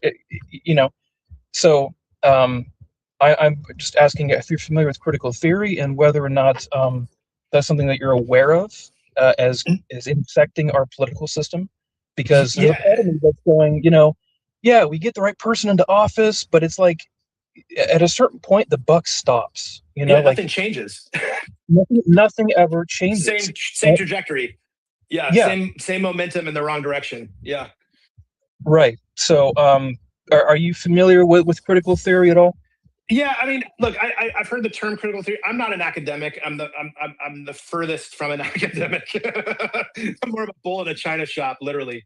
That's the worst analogy you could give for me, but it's the most accurate. But I am familiar with critical theory. Fascinating what you're saying, but it rings true right here, right now. To me, just in what you're saying. I mean, this is exactly what we're up against. It's exactly what we're up against. Yeah, and they quite literally think different. So when you're talking to someone, what they're saying is just not making any sense. That's because they're talking in terms of power structures. They're using what's called systemic thinking, where they think in terms of structures that support something bad. For the critical theorists, it's capitalism. It's critical theory. At the end of the day, it's all about trying to break down culture to make sure, or to enable socialism to be the only viable answer. So we have people in politics and people in our government right now that are purposefully making capitalism look like it's failing. You'll hear people talk about late stage capitalism. That's socialists messing up capitalism so that it seems like, oh man, it's capitalism, that's the fault. Well, then the only other alternative is socialism. That's the whole point of critical theory. So, I mean, I would like to believe that there's we elect the right person and then we start changing things. But, the cynic in me is going, I don't know how, because they've already anticipated that. So I don't know how much we can change, we can do legally. Not that I'm saying we're advocating for anything legal. I'm just saying the system has been tainted to such a degree that I don't know that just voting for people is going to be the right, especially in a supermajority like Oregon. But maybe I'm wrong. Hey, Sterling, Ben, just a second. Would you do me a favor and give a layout for Saturday? It's at 4:00, and it's going to be live streaming on YouTube. Would you do that, please? Yeah. So this Saturday at 4 p.m. Pacific Standard Time, just for those of you who aren't on the West Coast. It's not going to be on. I'll eventually do a presentation on critical theory, but the one I'm going to be doing is an introduction specifically on Marxism, socialism, and communism, like a breakdown of what each of those things are, what they are, and what they are not. Because I hear these words get thrown around a lot, like people using, for another example, is like Americans don't really know what liberalism means, like the philosophy of liberalism, like John Locke and John Stuart Mill. In the American context, when you say liberal, it just means Democrat. So, but I wanted to kind of expand on the kind of the world forum. This is how the world understands these terms. This is how the world understands liberalism. It's not just a party. It is an entire philosophy on, which private property was built and all that stuff. So I want to do, I'll eventually get to liberalism as well, because I think that we need to read John Locke's Two Treatises of Government, because that is our foundation. Like when people say that America is not built on Christianity, absolutely it is. Private property, John Locke got that. He gave us private property by using scripture. He said God gave the earth to Adam as an inheritance. He gave him land. Therefore, being also fellow children of God, we are also owed private property. So that is the entire premise of where private property comes from. It's you cannot remove scripture from it. So getting people to understand like the philosophical roots, because liberalism is the water we swim in. It's the air we breathe. We don't even know that we're doing it. It's axiomatic for us. But this Saturday, yes, it's going to be on Marxism, communism, socialism, and I'm going to be explaining all that and much, much more. Thank you, you. Sterling. I'm really looking forward to that. Go ahead, Carrie. Yeah, I was just gonna say it's funny that he mentions that private property, is like an inheritance, and here we are in the state of Oregon, where after you are pass away, your family members that stand to inherit your property could have to pay 16% of what your property is worth after you pass away, the death tax, on that property, or the state comes in and literally takes it away even after you so own it. There's nothing, there is no property ownership here in Oregon, is what I was getting at. Yeah, thank you, Sterling. I hope to be able to make it. Is it, and that's this, it's Sunday at 4. Am I right on that? No, it's Saturday. Hassan Saturday. Piker, Okay. yeah, the reason why I want to do it, and I did it so suddenly, is because Hassan Piker is going to be at the Keller Auditorium on Sunday. So the idea is to have the Patriots have a fresh understanding of what it is that they're actually talking about. So when a leftist asks them what communism even is, because they'll throw out these little jabs because they think they're so enlightened and so smart that if you don't know every single thing about Marx, then you don't really know Marxism. When you can throw that back in their face and be like, oh yeah, well, have you read the entire Bible? No. Okay, well, you can't criticize it then because I'm using your rules, right? So that's what I am hoping to do with this presentation, is enable people to go against Hassan Piker and do so with accurate knowledge. That is vital. I'm trying to get our movement to be a little bit more scholarly, and give it more of a philosophical edge, because we need to. Otherwise, they're going to run circles around us. I concur. Yeah, I love the approach and appreciate that. I appreciate your dedication because I will try to be there. It never hurts to learn something new. So awesome. No, that's the only way we're going to win this, is if we're educated enough to know our enemy. And it is an enemy. It's an enemy of this country. It's an enemy of this world. And it's actually illegal to be a communist in this country. According to Dwight Eisenhower, I think communism was outlawed. I don't know if it's ever been ratified, but it is on the books still. And I'm going to go to Right Side Rebel. She's been very patient, waiting for her chance. I think it's important what she's dug up. I just briefly looked at it. So go ahead, Serena. Hi, Mad Dog. It's good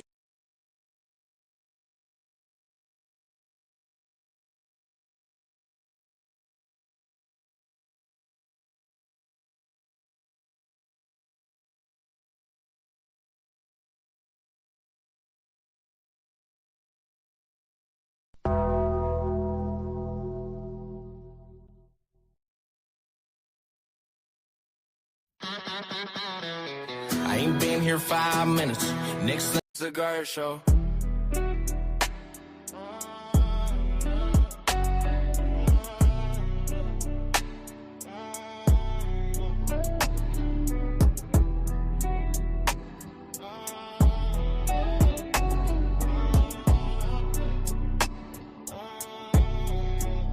This is the guy show. It's the guy show.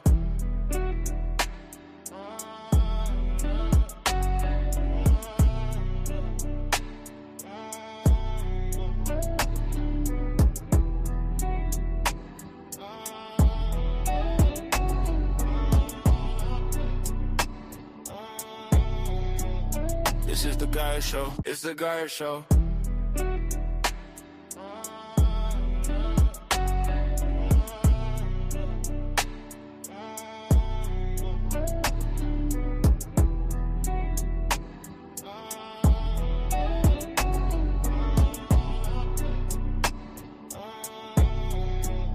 This is the guy show. It's the guy show.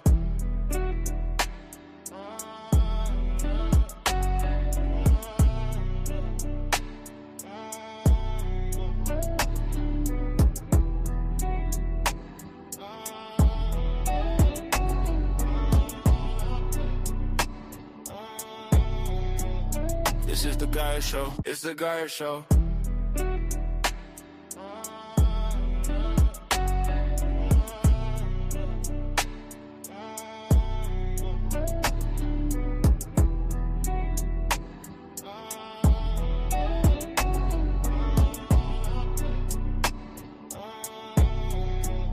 This is the guy show. It's the guy show.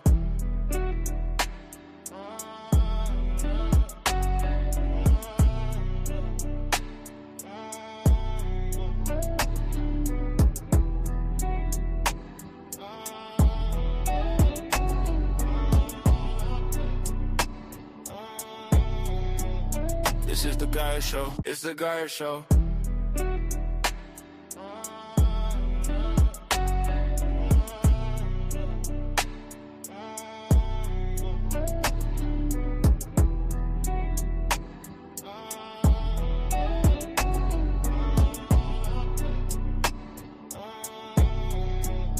This is the guy show. It's the guy show.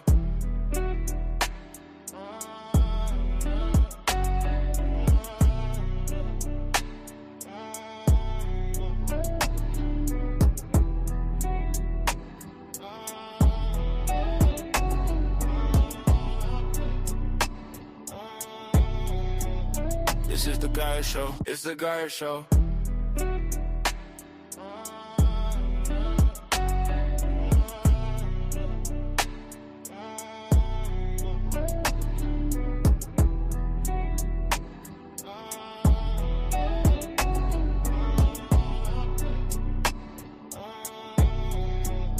This is the guy show. It's the guy show.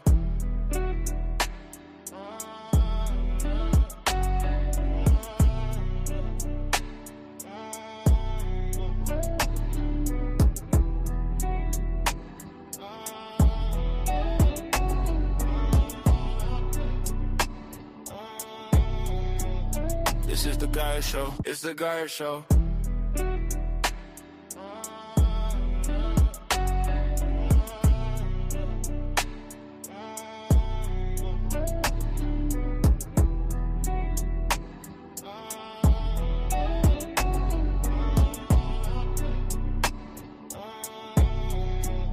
This is the guy show. It's the guy show.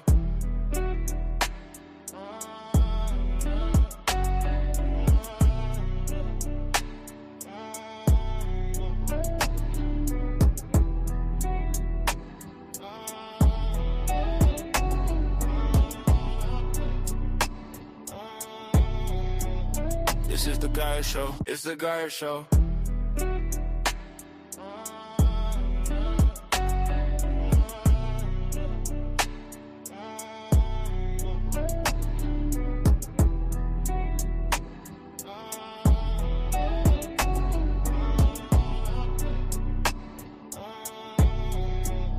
This is the guy show. It's the guy show.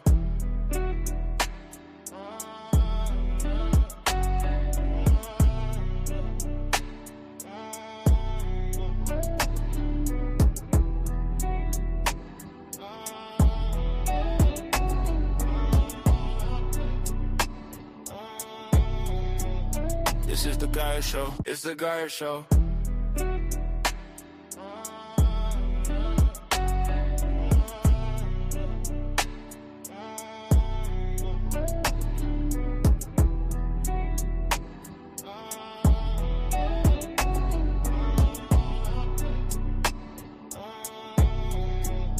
This is the Guy Show. It's the Guy Show.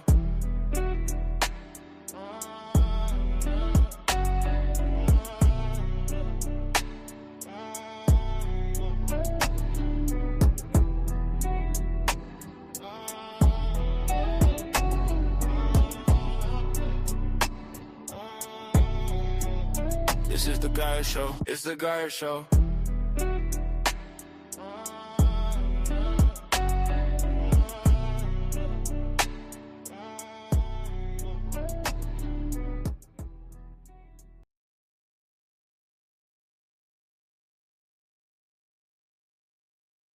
Our clerk. And so Richard and I were standing out there. Samantha was hiding around the corner because if he saw Samantha, he would have ran. He would have bolted.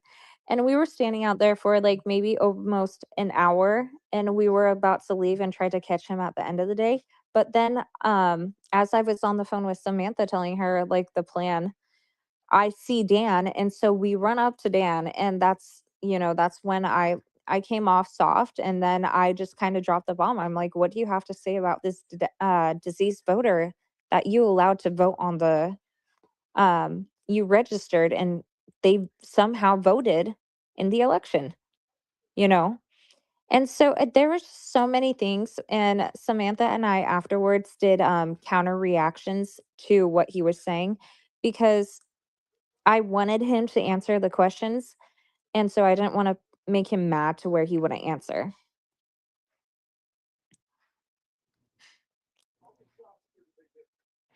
Any questions for Serena?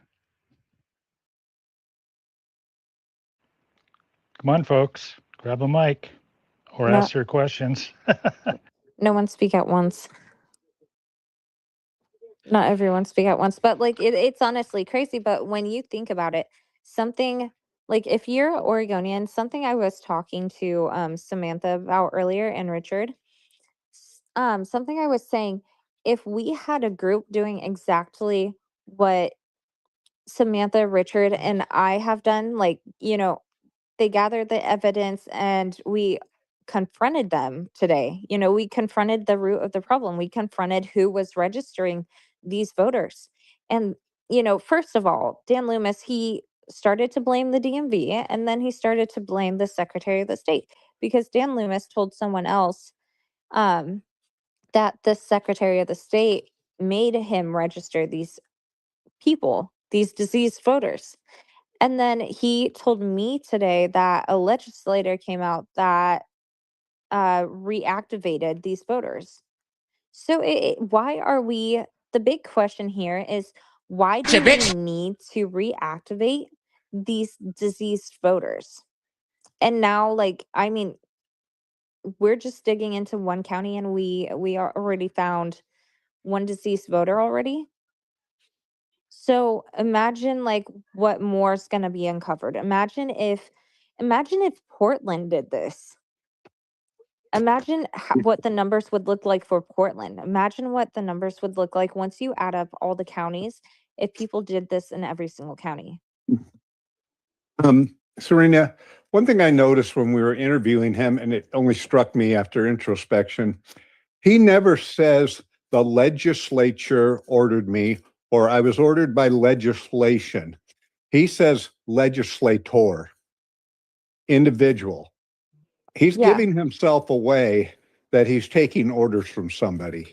Yeah, and And I think I have that in the video I just put out. I think I have that. If not, then it's going to be in a different video.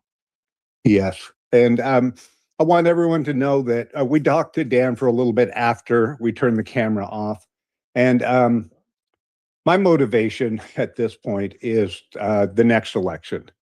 And the more we can do to make them understand that this is under a lot of scrutiny, the better. So one huge step is what Serena's doing, getting this put out there. So please like and share not just today's video, but the next ones that come out, and promote them to anybody that you think will help continue that. And then the other thing is, he made this point that, Oregon's elections have been scrutinized and they're squeaky clean, and he gave some bullshit numbers, 0.013 and 0. And I said, well, you know what, sir? That's the people who have a vested interest in those numbers being small. Now, we the people have the tools. We have the databases and the ongoing projects to look at this. And those numbers are going to change. And I think the importance of that is to put them on eggshells over what they've been doing and let them really worry about what we might find. And if all of you would kind of echo that sentiment, like we're on top of this and we've got them this time, it might not help. Maybe I'm a starry-eyed optimist, but that's my feeling, that the best thing we can do now is more of a psychological influence on their behavior. And if you feel like I do about that, I hope you join in on it. After the I wanted to comment on that. After the camera was off, I kind of guilt tripped him a little bit. I'm not gonna lie. I was like, I really hope with us, because I know he doesn't know who I had on my side. He doesn't know where, where we had got our information. He didn't know who we talked to. He didn't know who is on our team. But he would have definitely not talked to me if he knew. But I definitely guilt tripped him because I know that he's already been confronted about this stuff, but not on video. It hasn't been put out there. So I made sure to have it on video, and I'm going to make sure that this stuff gets eyes on it, because when it does, it's going to put pressure on him. Because right now, the administration is so hard on clean voting that enough eyes get on this, enough Oregonians get mad and push for a clean election and clean voter rolls, then they're going to be forced. They're going to be forced at the hand. So we need people. I should have put a call to action on there, which I will do in my future videos on this. But the call to action is going to be calling the offices and demanding that, these deceased people get taken off our voter rolls. Because look, we already just uncovered one deceased person voting on the voter rolls. And this is the type of stuff that shouldn't be happening. And then not only that, but I mean, Richard and Samantha could go into it more, but not only did we uncover this diseased person voting, we also talked about, we also sat there, which will come out in future videos, but we also sat there and talked about two people that moved away that are somehow voting in two separate states, but they're saying that they never received a ballot. And then you have the people in the memory um, memory care facilities that legally are not allowed, at least in Douglas County, you legally are not allowed to vote if you're incapable. And in Douglas County, the facilities deem you as incapable of voting. So there's only one single person that gets a physical ballot, and the other three are not supposed to be voting, but somehow they're voting, but they don't receive physical ballots. They're not allowed to have physical ballots. And so not only are we seeing fraudulent elections, fraudulent voters, but we're seeing illegal voting as well. So there's so much, and this is why, like, I want to push people to start a group in your own communities and in your own counties. Do the same thing that we're doing. Get them on video, expose it, so we get enough eyes on it and we get enough attention to it that they're forced at the hand. This is the type of stuff that we need to do all over Oregon. And it's time that we force them at the hand. We're done playing nice. It's Well, time. Serena, let's teach people how to do this. Let's hold a space and we'll title it what it is, fighting corruption in our voting system. And we'll have you in here. And I want to welcome Frosty Patriot. I want to give every candidate that's running for office a platform and a voice. And thank you for running for office. We need more people to step up to the plate and start taking these seats. And in Oregon, it's a really, like I asked Matthias, what made you decide to jump into the belly of the beast? Well, he gave his answer, and it's for the love of this country and the love of the city. And it may be an uphill battle, but we got to start somewhere. And I see Scott keep coming in and out, and I just wanted to say very good work on cleaning up the census, that work you were doing on the census and exposing the fraud there. Well, there he goes again. Every time you mention his name, he disappears. But go ahead, Frosty. And I'm sorry, Serena, to cut you off. I didn't. If you had something No, more to you're say, fine. go ahead. Okay. Hi, my name is Samantha Frost. I was running in the primary. Unfortunately, the algorithms, you can't really beat the algorithms, so to say. And the person that Serena and Richard did speak to today, the county clerk, he is really good friends with the current incumbent county commissioners. And there is another person in the running and in the general election, and his wife is on here right now, Michaela Hammerson. So he is going on to the general election running against one of those corrupt county commissioners. But I do have a contest on that election itself. And in that contest, I mention I have a previous contest from running against this corrupt county clerk back in 2024. And on Article 15, Section 1 of the Oregon Constitution, if a contest happens, that incumbent only stays until that term. They get out of the way, and then they are to have somebody appointed into that position until the contest is done. That first contest of that election is still open, and I'm going to be submitting it to the Supreme Court of the United States here very soon. So Dan Loomis should actually not be in office currently right now, which is why I'm actually trying to nullify the 2026 primary elections. We'll see how that goes. Well, I invited Michaela to speak a long time ago, and she's never grabbed a mic. I don't know if she likes talking in spaces or not. But Steve was in here for quite a while, and we're very glad to hear him. I consider him a good friend, and Michaela as well.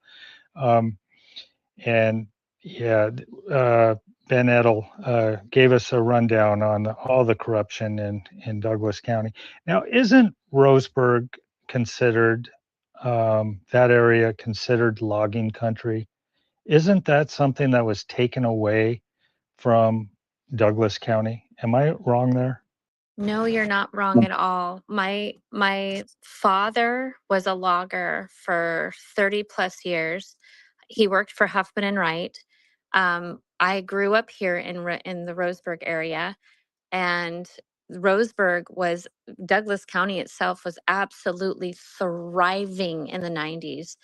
And I think our county commissioners over time have just corrupted it so much. They actually tipped the ear to the environmentalists and destroyed our entire county. I mean, now all you see in Roseburg is drugs and homeless.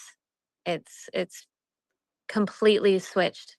And I'm so disappointed. That's why I decided to run, because I wanted to make Douglas County thriving again. President Trump is actually going to make that easier for us. He's actually working on the tariffs, as you guys know, and he's trying to actually, instead of taxes, using our resources. Douglas County is one of the biggest timber capitals in the entire nation. So to use our timber as resources, and to work with the Trump administration on that would have been absolutely amazing. And I'm looking forward to Steve getting into office so we can make that happen.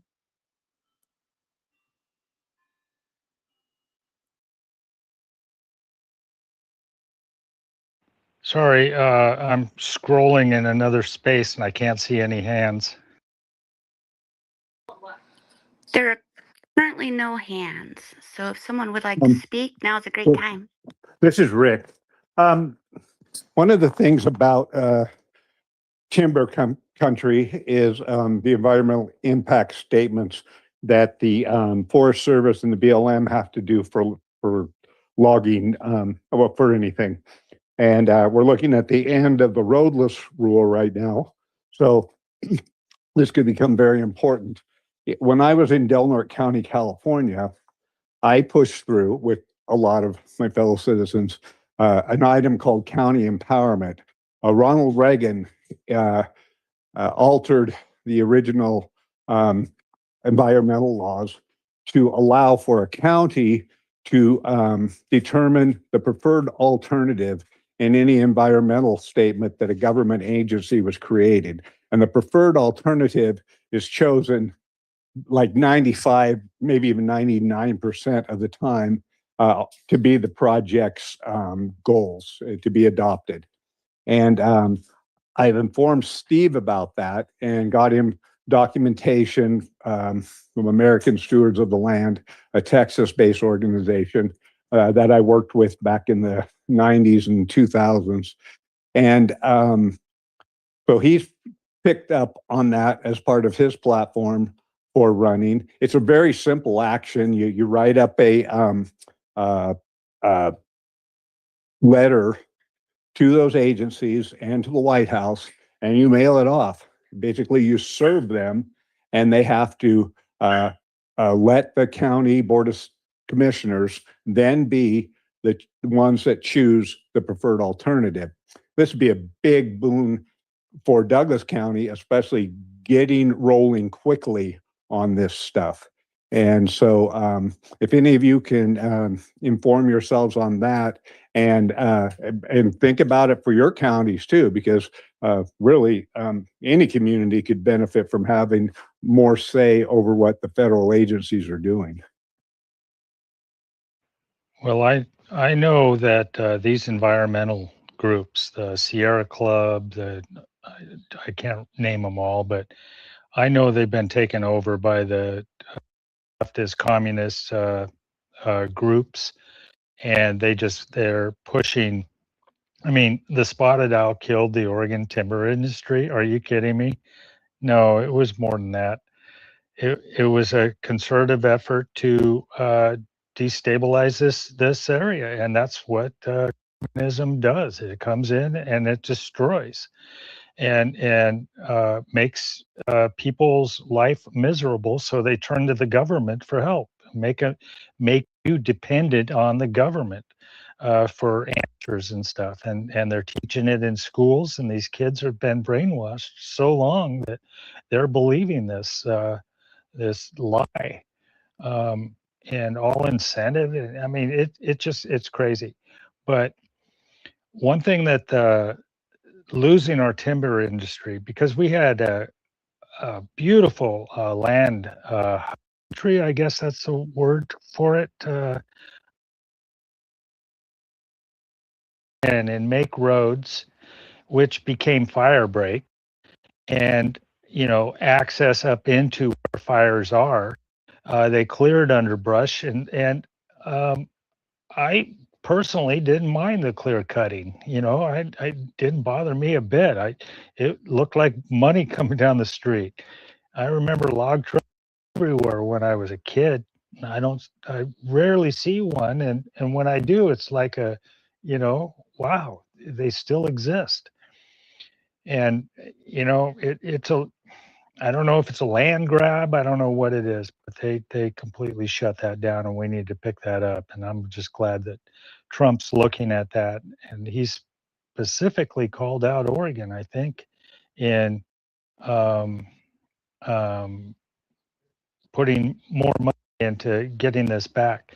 My grandfather and great grandfather were both forest rangers, and up there on Mount Hood, and um, I just think that we had a better way of life, and we didn't have these forests, but they were contained. There were a few that got um,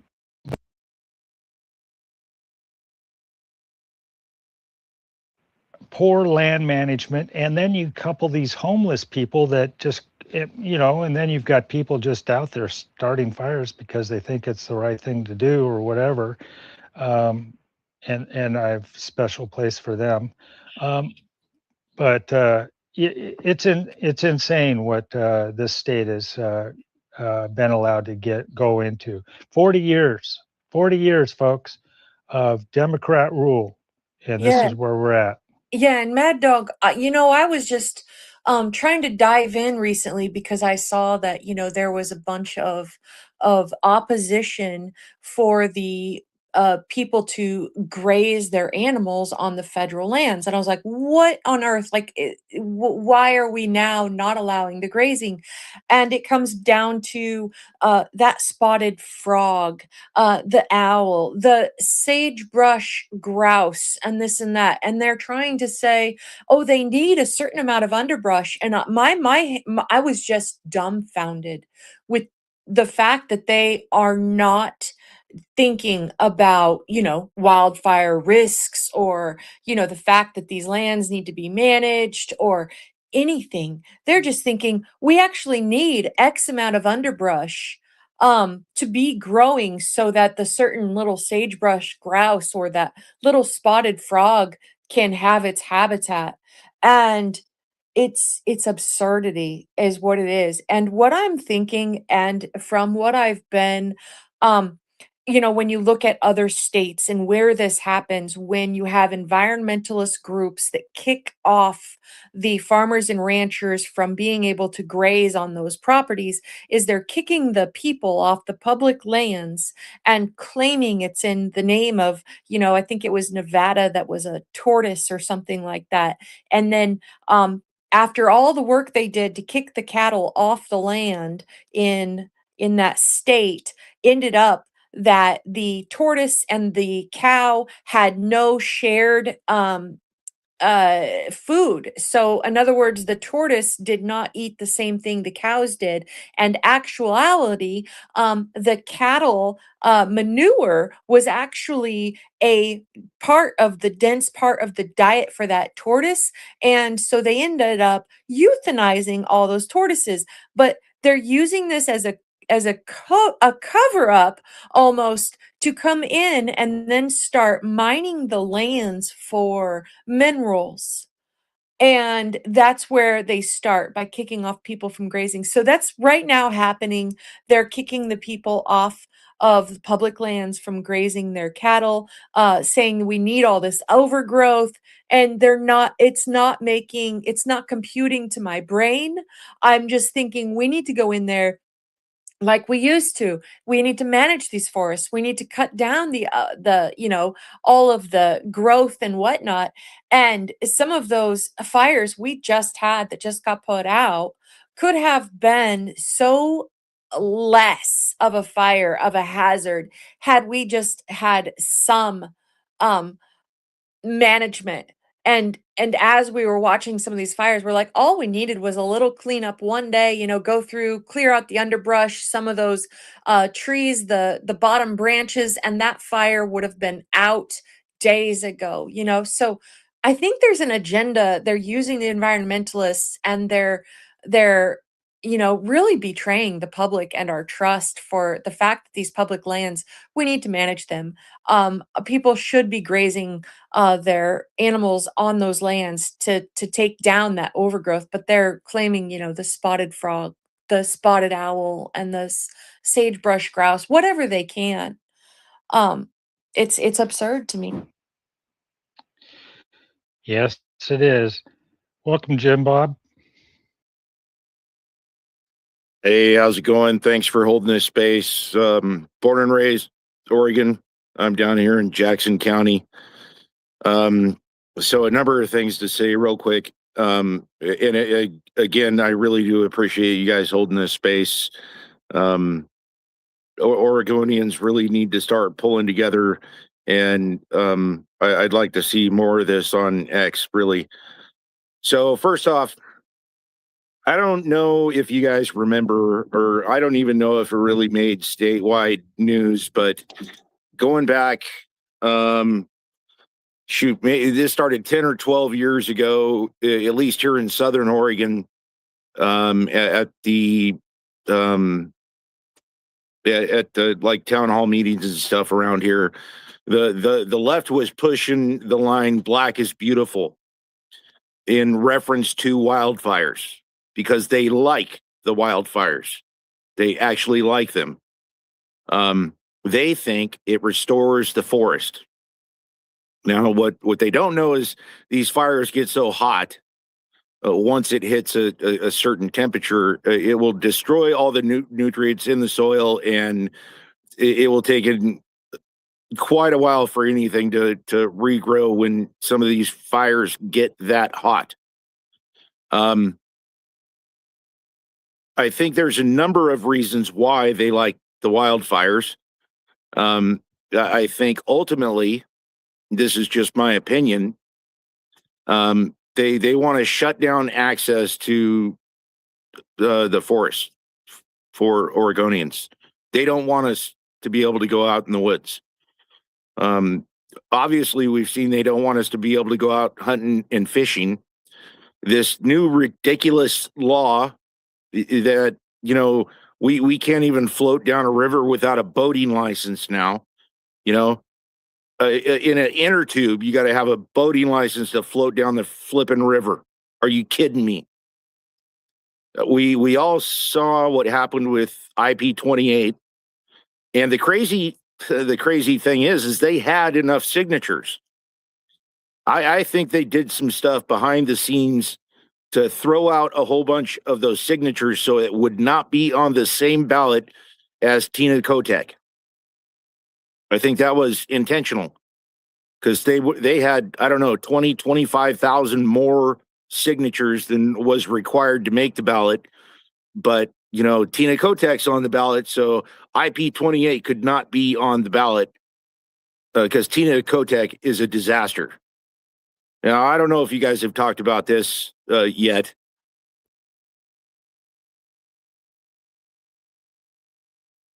Looks like we lost him. I don't know what happened, but I've actually floated that idea that they rig the certification to make it drop off the ballot, because that was, and it still is, and we can still use that, the fact that the Democrats will push this again. And that's why Kerry's initiative, IP-25, needs to be, that needs to go through. And I don't know if you want to get into it, Kerry, or not, but she's getting pushback right now. Oh yeah. There's a lot of pushback, but yeah. So people in the chat, this account right here that I'm on right now, Oregon Freedom Amendment, go ahead and give it a like, give it a follow. I'm trying right now to manage all different social medias. I do have moderators on the Facebook page. I may be interested in a moderator on the X page as it grows. But right now, after submitting 1,911 sponsorship signatures, it is now on the Attorney General's desk to get a ballot title. Hopefully, at the sometime in September, we get an official approved petition template to be able to circulate across the state of Oregon. And we will have until July 7th, 2028 to gather those signatures to make it a constitutional right to hunt, fish, farm, ranch, manage wildlife, and your animal husbandries, everyday life. Basically, it's a constitutional protector from the petitions like IP28 that threatened our way of life, that threatened, trapping a mouse in your house, to artificially inseminating a cow, to making them, to turning, farmers into sex offenders. It's blasphemy. What IP28 threatened definitely sparked an outrage in me, and there's a lot of people that are supportive of a constitutional amendment. And so this account on X, there's a Facebook account, there's a website. I definitely try to keep everybody posted on the website. Right now, it's just a one woman show here, and yes, I'm getting pushback from people you would think would be in support of an amendment like this, such as, one of the first phone calls I got was from the Oregon Hunters Association, telling me that I shouldn't be filing this petition, that it's not going to do nothing.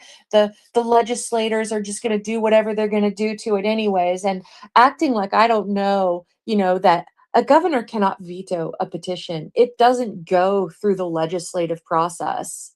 It goes to the people. It goes to the people for them to put their vote and decide whether or not they want to protect your rights to hunt and fish and farm. And also in that petition, it says that there shall be no redefinitions of abuse, such as artificially inseminating a cow on a dairy farm will not be constituted or be able to be redefined as a sex crime. And I think we are at this stage in this day and age, this era that we are in. We need to beef up our Oregon State Constitution to protect our rights. So thank you, Mad Dog, for the opportunity. And yeah, that's I I I I wish I could fight all sorts of battles for Oregon. There's so many fires to fight. We just need more firefighters. I saw a couple hands and they went away. Jim Bob, go ahead. Yeah, thanks. I don't know what happened last time. I got glitched out of the space or something. The other thing I was going to bring up is the catastrophe in the Oregon Department of Education, and we're now 48th in the entire country, and we're dead last with fourth graders in the entire nation, dead last. Yeah, And now our students are not even required to pass any standardized testing in reading, writing, and arithmetic. It's insane. Yeah, they did that since COVID. That you don't even have to take proficiency tests. That's what I was going to speak up on. It is absolutely insane. And part of this insanity that we're all speaking of and seeing is that we've allowed ideology to take place in our education system. Now, make that make sense, where ideology has no facts, whereas biology is based in, real scientific research. We our laws are being drafted for ideology,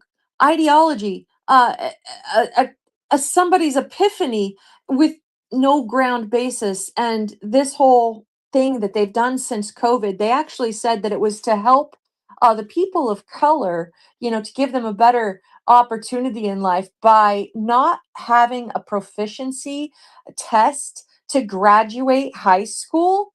I mean, that's just to me a slap in the face and a kick in the, it is disgraceful. It is absolutely disgraceful. They want the people to be dumb and dumbed down because what they're trying to do is separate the government from the people. They want them to be reverenced as elitists, and some people even worship the ground these legislators walk on like celebrities. Some people are really thinking that it's just they're our savior and they're going to save Oregon. Not really. We have to be involved, and we have to keep our government reined in. And yeah, it's crazy. It's definitely hit the insanity bracket 10 times over what's happening in this state and across the country. I agree. I've sent you a follow, and Mad Dog in Oregon. Anytime you do these spaces, would you keep me in mind, please? Absolutely. You're more than welcome, Jim Bob, to join the Patriot War Room. The Patriot War Room is part of the CSN network, and all of our active spaces um, are posted in the Patriot War Room. I think there's a link in the purple pill for the Patriot War Room. All you have to do is just click on it, and they'll look at they'll accept you.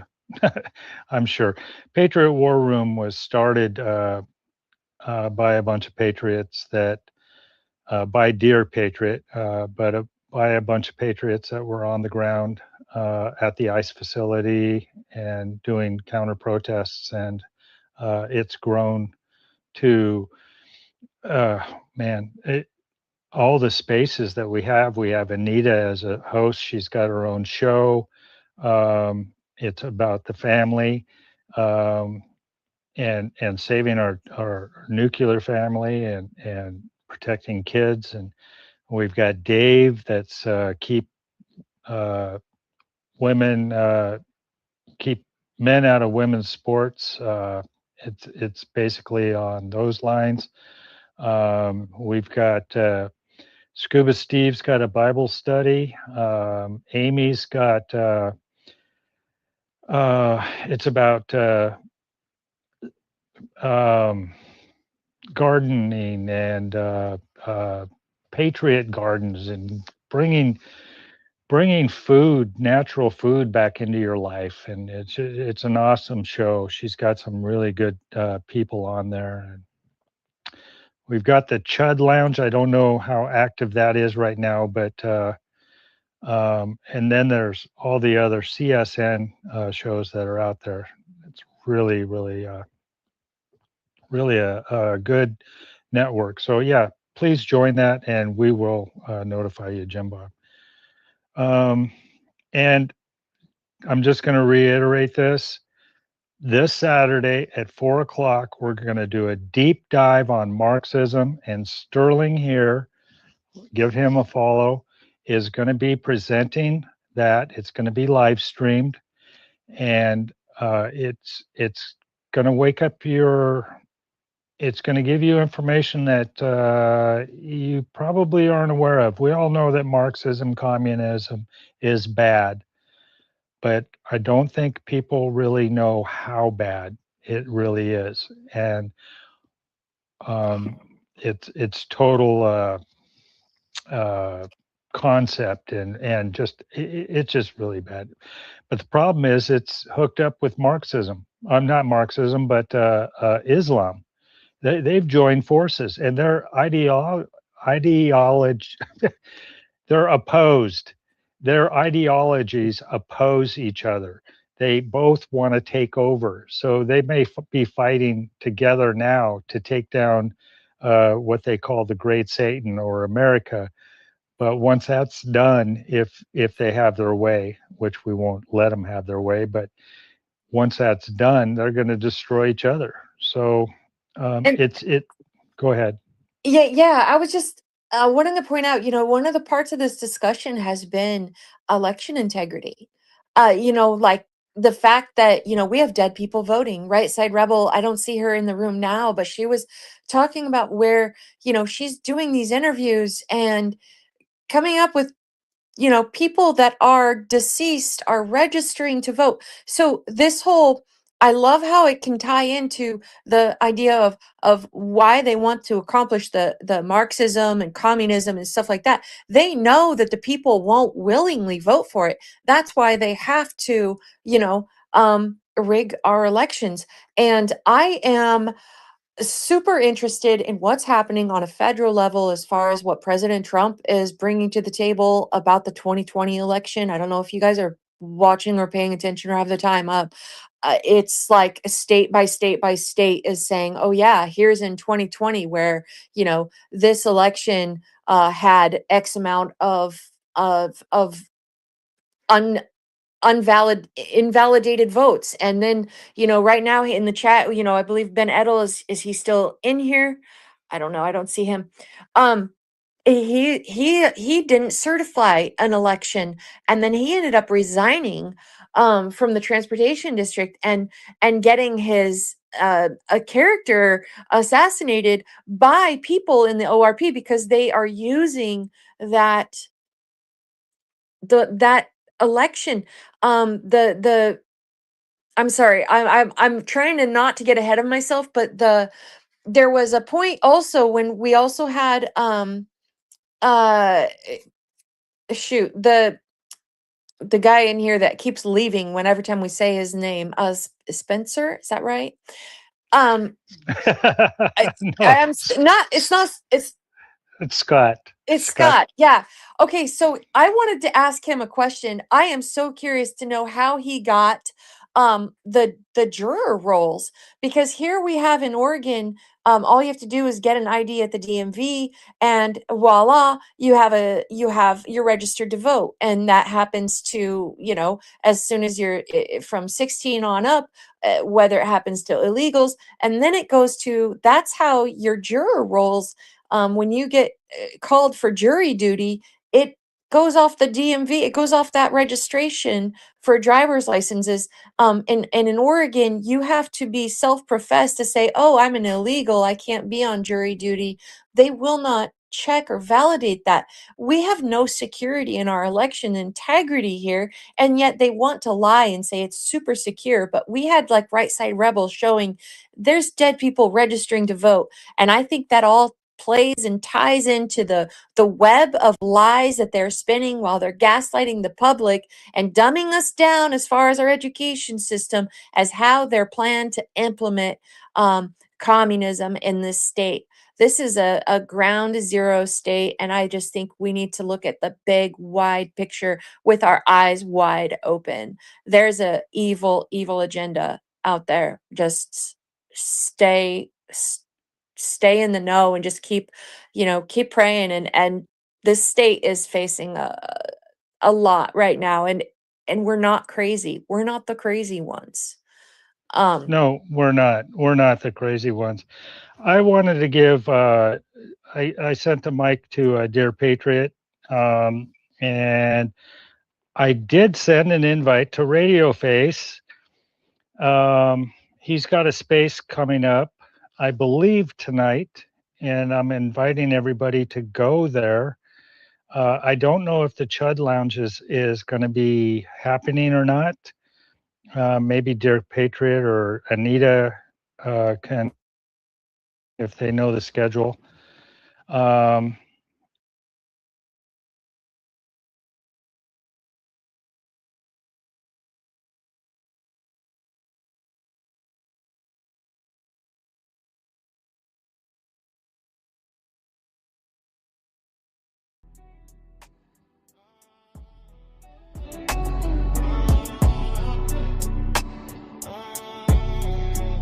This is the guy show. It's the guy show.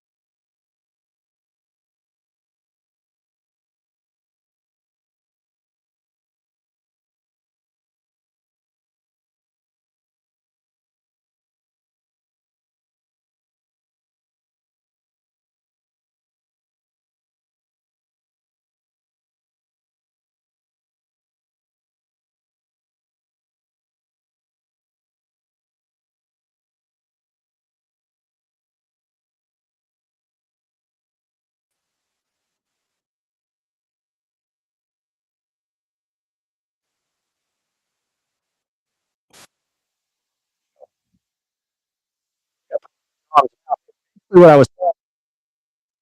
Men, Ben Edel, Steve Hammerson, and Matthias Hallett.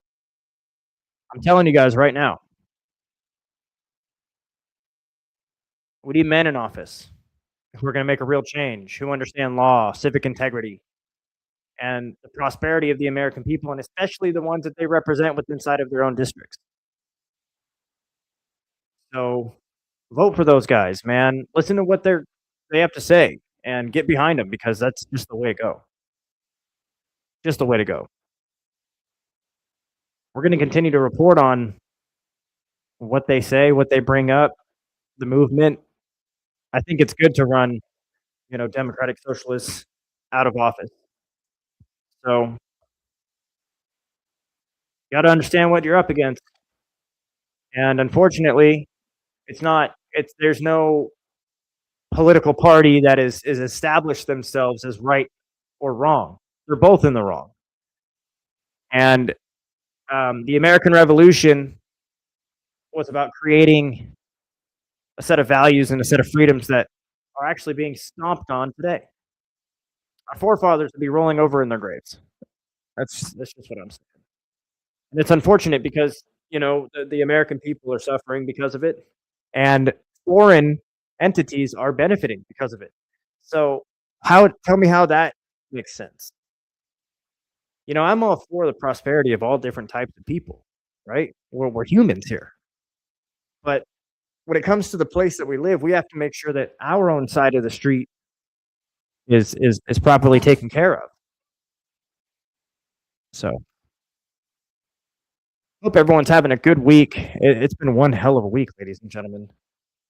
But we got some new merch, and I think this merch is pretty incredible. All you have to do is go to thegeiershow-shop.fourthwall.com. We just created a new line, back to school merch. We've got also our Hassan Piker dog collar t-shirt. If you're going to this event on Sunday at 6 p.m., August 23rd at the Keller Auditorium, be sure to grab yourself a t-shirt. We got them in 2 different colors, black and red. So depending on if you want a black one or a red one, go to this. The link is in the comments. But we've got back to school t-shirts. If you're in a debate club, I think this one is perfect.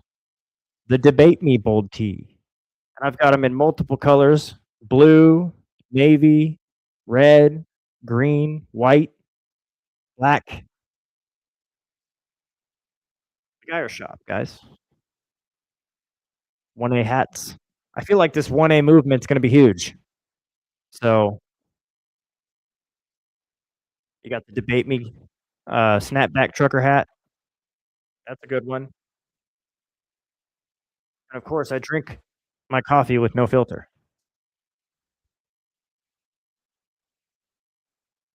So be sure to get your merch. Support independent journalism. We get stories out before the mainstream media network 7 out of 10 times. So we're beating them over 50%. And these mainstream networks are lying to you. It's unfortunate.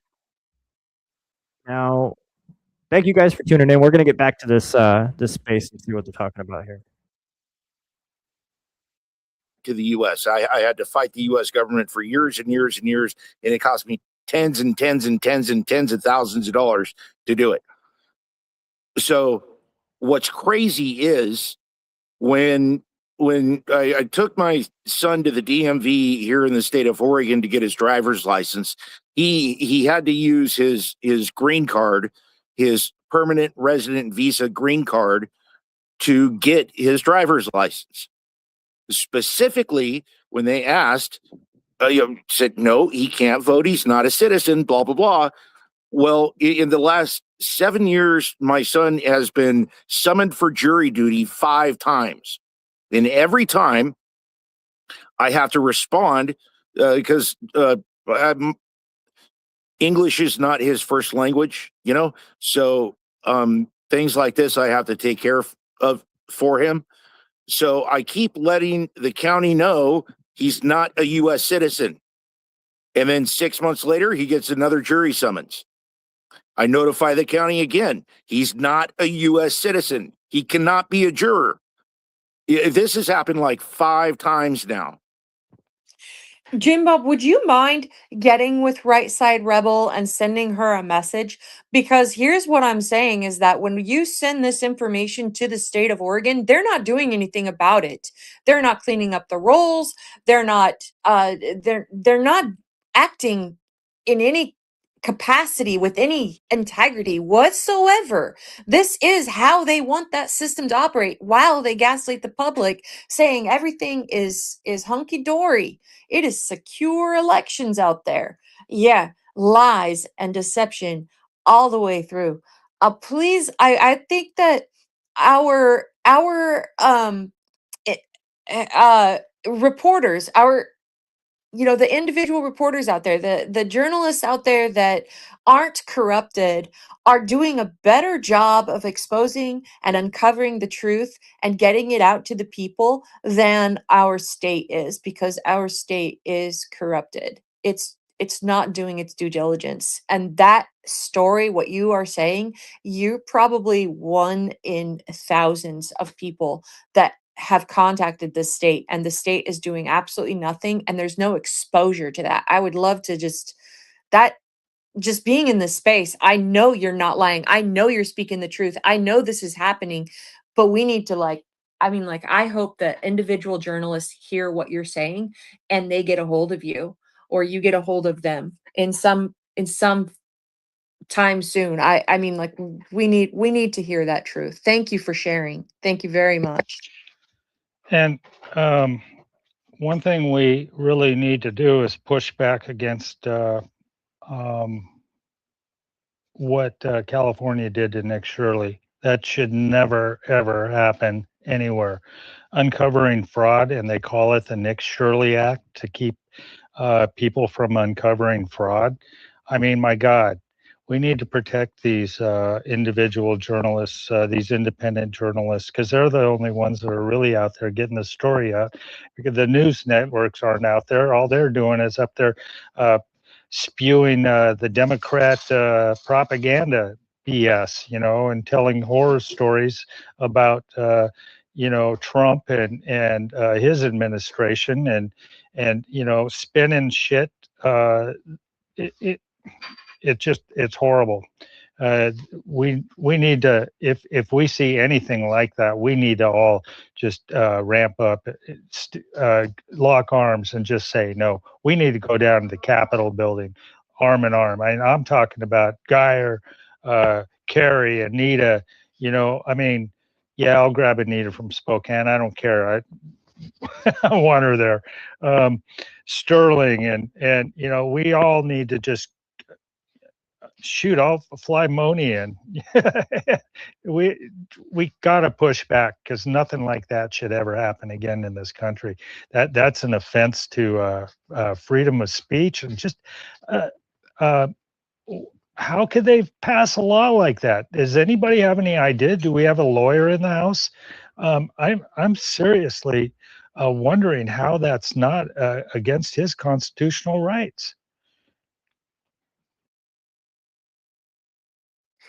Yeah, did you know also, now I believe this was brought by the Secretary of the State, that it is unlawful to count ballots by hand in the state of Oregon unless the county, I'm not saying city, I'm saying unless the county has less than 500 people. So in other words, they banned counting ballots by hand. The Secretary of the State did that in the state of Oregon. Tobias Reed banned counting the ballots by hand, but they don't call it a ban, because if the county has less than 500 residents, which there is no county in Oregon that has less than 500 residents, then they can count their ballots by hand.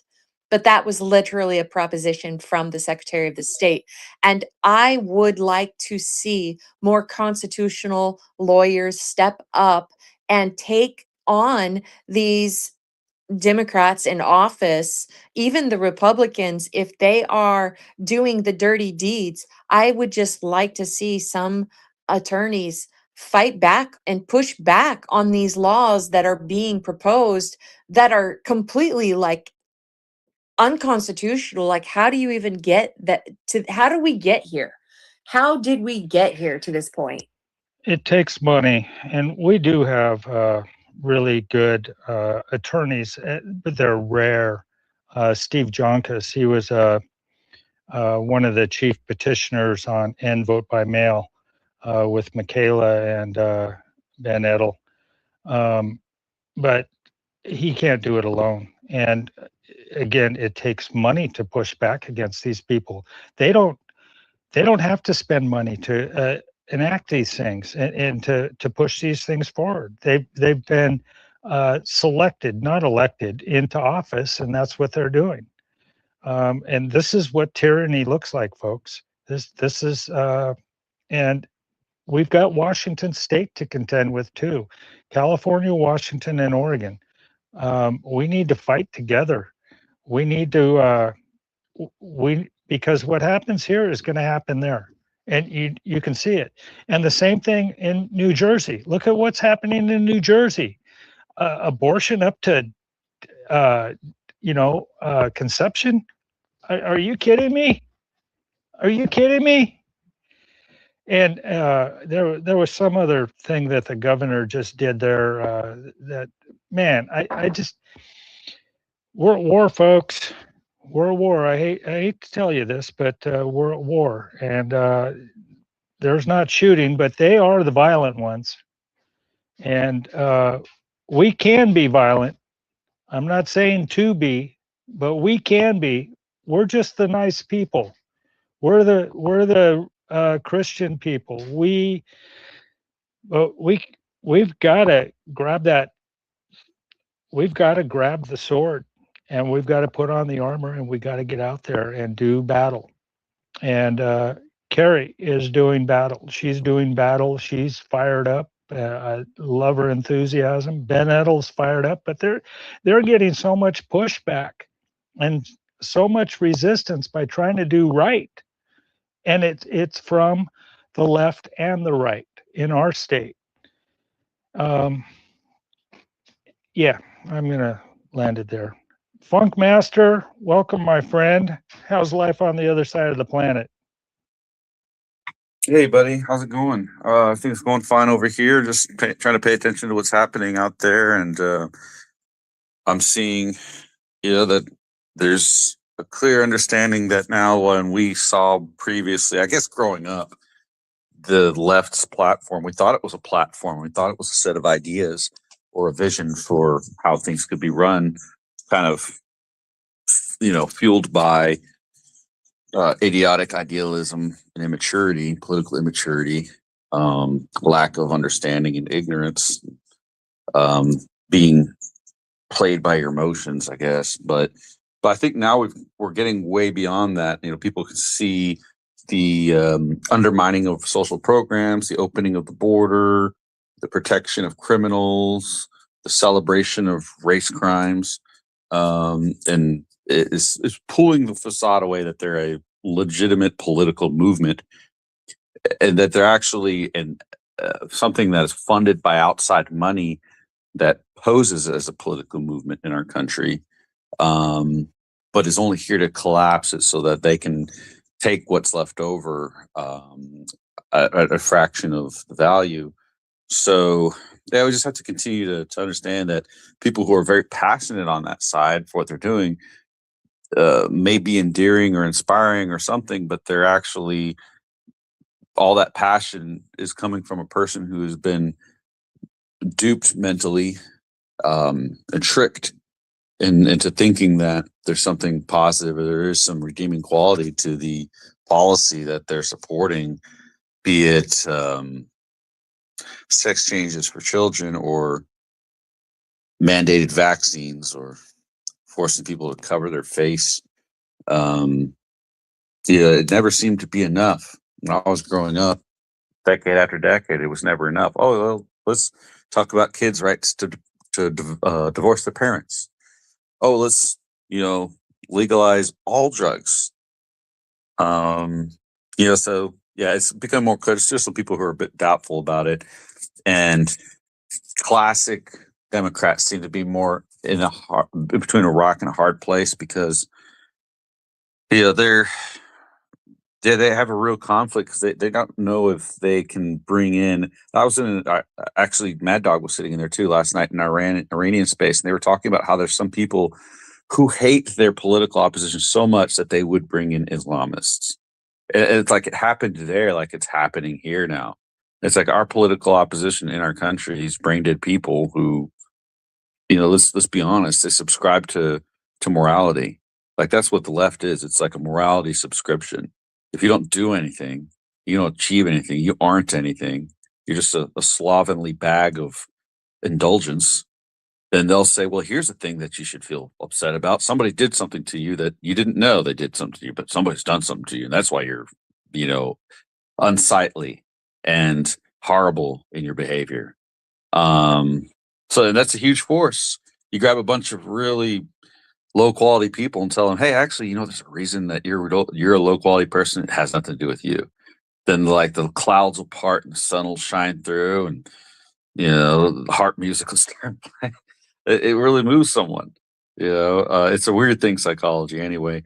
But I was glad I got to listen to that space because there's a hatred, a political hatred and animosity that's put in through brainwash and psychological programming that will get people to be so irrational that they'll say, yeah, let's bring in some Islamists. Anything to make that person who I was debating with miserable, you know, anything to make my neighbors miserable. Let's bring in some Islamists.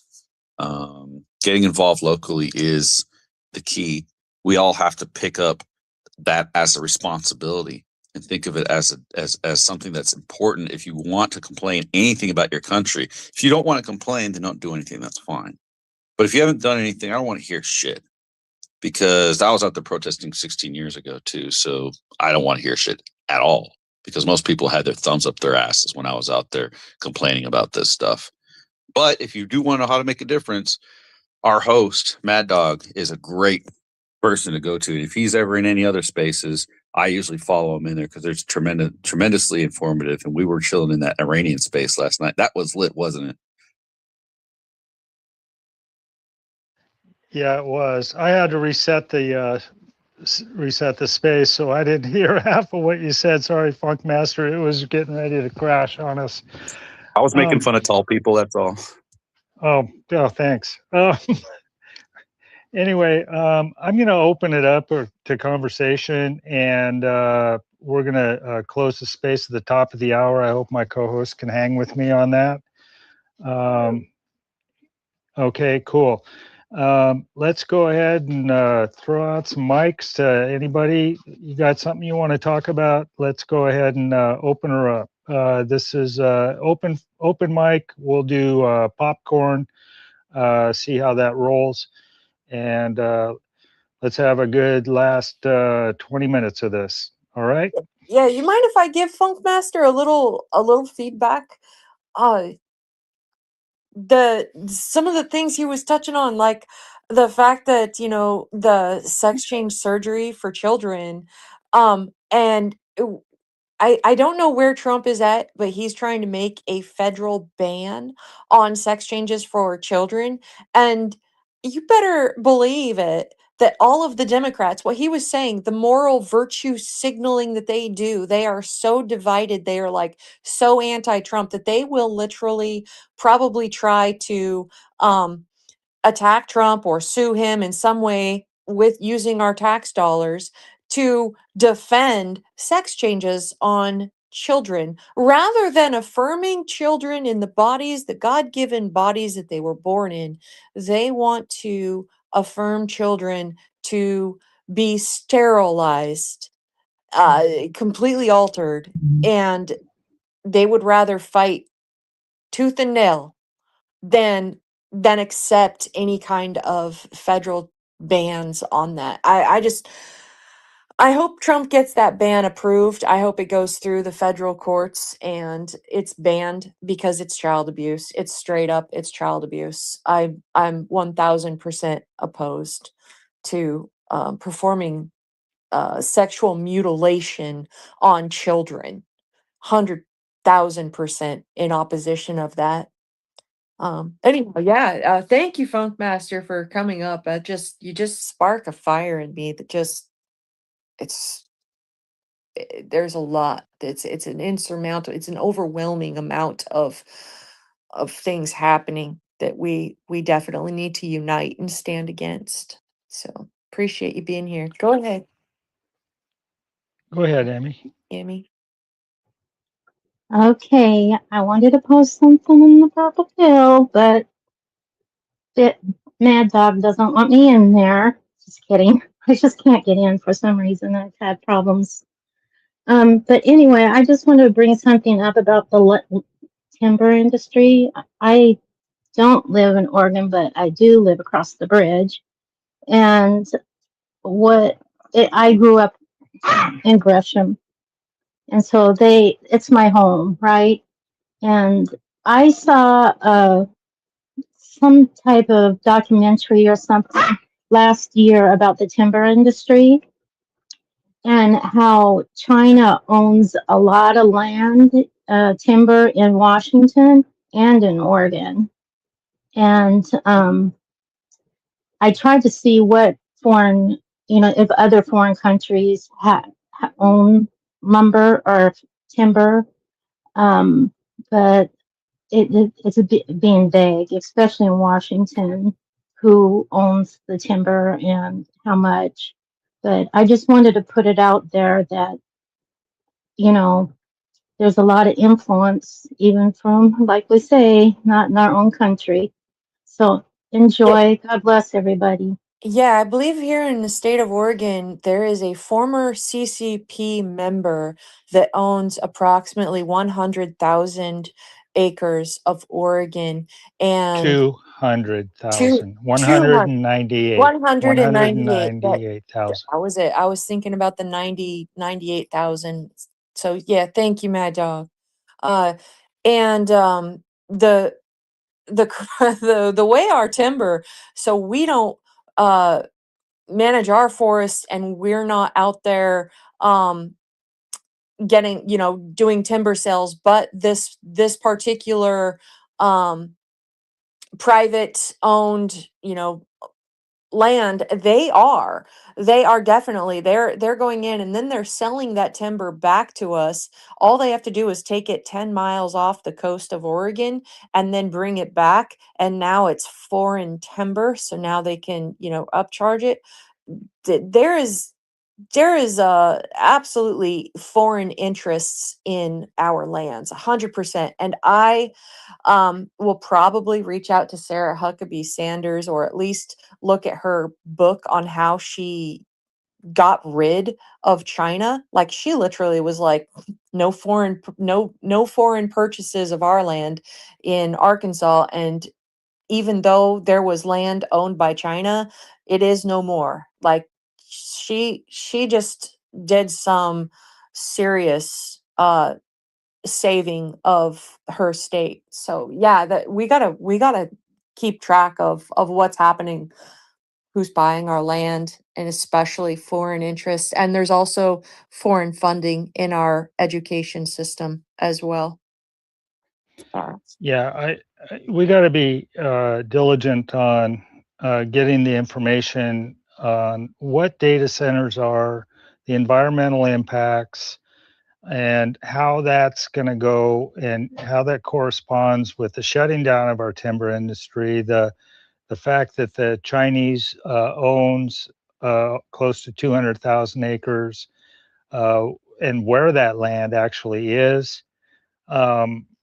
And we were talking about Roseburg in that area today, being, a hub of the timber industry in the state of Oregon. It was, well, all of Oregon was a timber industry. I mean, Mhm. they were logging everywhere here. And to just shut the whole damn thing down there, I don't even know, is Weyerhaeuser still here? I don't even know if any of these companies are still around. And if they are, they're so small. And right now, I guess a foreign company is buying up our timber, what we do harvest, taking it 12 miles off of the shore, turning the ship around and coming and selling it as foreign timber. And that's just insane. And we're buying timber from Canada. Why? Why? Yeah, and Why? that's not all, Mad Dog. You know what else is that we go out and get a hunting license, and then that private land, they are then saying that we need another permit to hunt on those public lands that are sold out. So then you have to get a double permit to go hunting. Like, they're making bank.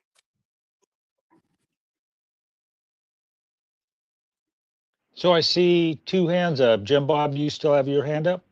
Yeah, I do. Yeah, I do. So let's talk about the new timber industry here in Oregon for a minute. And if you don't know what I'm talking about on the new timber industry, what I'm talking about is marijuana. And the marijuana farms that are all over the state of Oregon, and our politicians getting paid off by large dispensaries. For example, our former Secretary of State, Shemia Fagan, was caught, and she was getting $10,000 a month, at least, literally in brown paper bags, literally being brought to the Capitol, the U.S. Capitol, and she was getting $10,000 a month from La Mota, who, by the way, the owners of La Mota, they owe $8 million in back taxes just to the state alone. Not to mention to the feds, not to mention everybody else they owe money to, but we don't know who they're paying off. We know because our former Secretary of State had to resign because she got caught. But what about all the other politicians that are not getting caught? And again, I'm down here in Jackson County, and my neighboring county, Josephine County, there's a number of farms up there. And if you're not aware of the news, there's every foreign mafia that you can think of is operating in the state of Oregon. We have the triads, we have Russian mafia, we have Mexican mafia, we have cartel operations. The list goes on and on throughout this state. We've there's been a number of times, like for example, in Josephine County, in a small place called Cave Junction, where dead bodies just turn up and they never catch anybody. And the few raids that do happen, they find countless illegals that are basically slaves. I'm not sure if you've read the stories, but they're out there. And Salem is all about it. They're like cool with this because they get paper bags full of money every month, and who knows how high it goes, but Oregon, Mad Dog, you are fully aware that's why Shemia Fagan had to resign, and did not get prosecuted, by the way. Correct? Oh, yes, I am. And I'm also aware of a Clackamas County commissioner that fled the country because of her shenanigans. And I still think she's on the run. Yeah, I mean, corruption is on both sides too. And I'm going to go out there and say that, especially here in Oregon. And they're protected because of the cabal in the ORP that protects their own. You go along, you get along, you get the perks of getting to, I don't know why you fail upward when you become a politician. Why is that a thing? Oh, I've got one shout out. Steve Hammerson is back, and I gave him a mic. I'd like to let him close out. I was so thankful that he came into the space today. So I hope he comes in and gives a closeout thing. We really need to get him elected. He's in the belly of the beast down there, and if anybody can help him out and get elected, I'd really like to see that. Not just because he's a friend, but because he's a really good guy. And here he is. Sorry, I'm driving. I just said one of the pillars of running for county commissioner that I'm standing on is working between all of our school districts and pretty much having, an ideology of, wrap services for connecting employers to all the trade pathways and medical pathways programs that we have for our students implemented, and trying to make a pipeline. So I just left the Camas Valley school board meeting, so sorry for having to hop off for a minute. But yeah, I mean, to try to touch on what you guys were just talking about, your price has to be your life. And that's what I'm going into this with, that attitude. If there's any corruption, if there's any wrongdoing that's going on, I'm not going to shy away from it. And I'm probably going to get persecuted, like you heard Benetta was. But, we have to stand strong, and we have to win elections, and we have to find people that, you have that conversation with them, and you say, well, how much could buy you off? And the conversation is, nothing can buy me off. If you want to stop me, you're going to have to take my life. And that's where I'm at this point. I think that's where a lot of our politicians that need to be elected over the next decade, that's where their head needs to be at. And, go.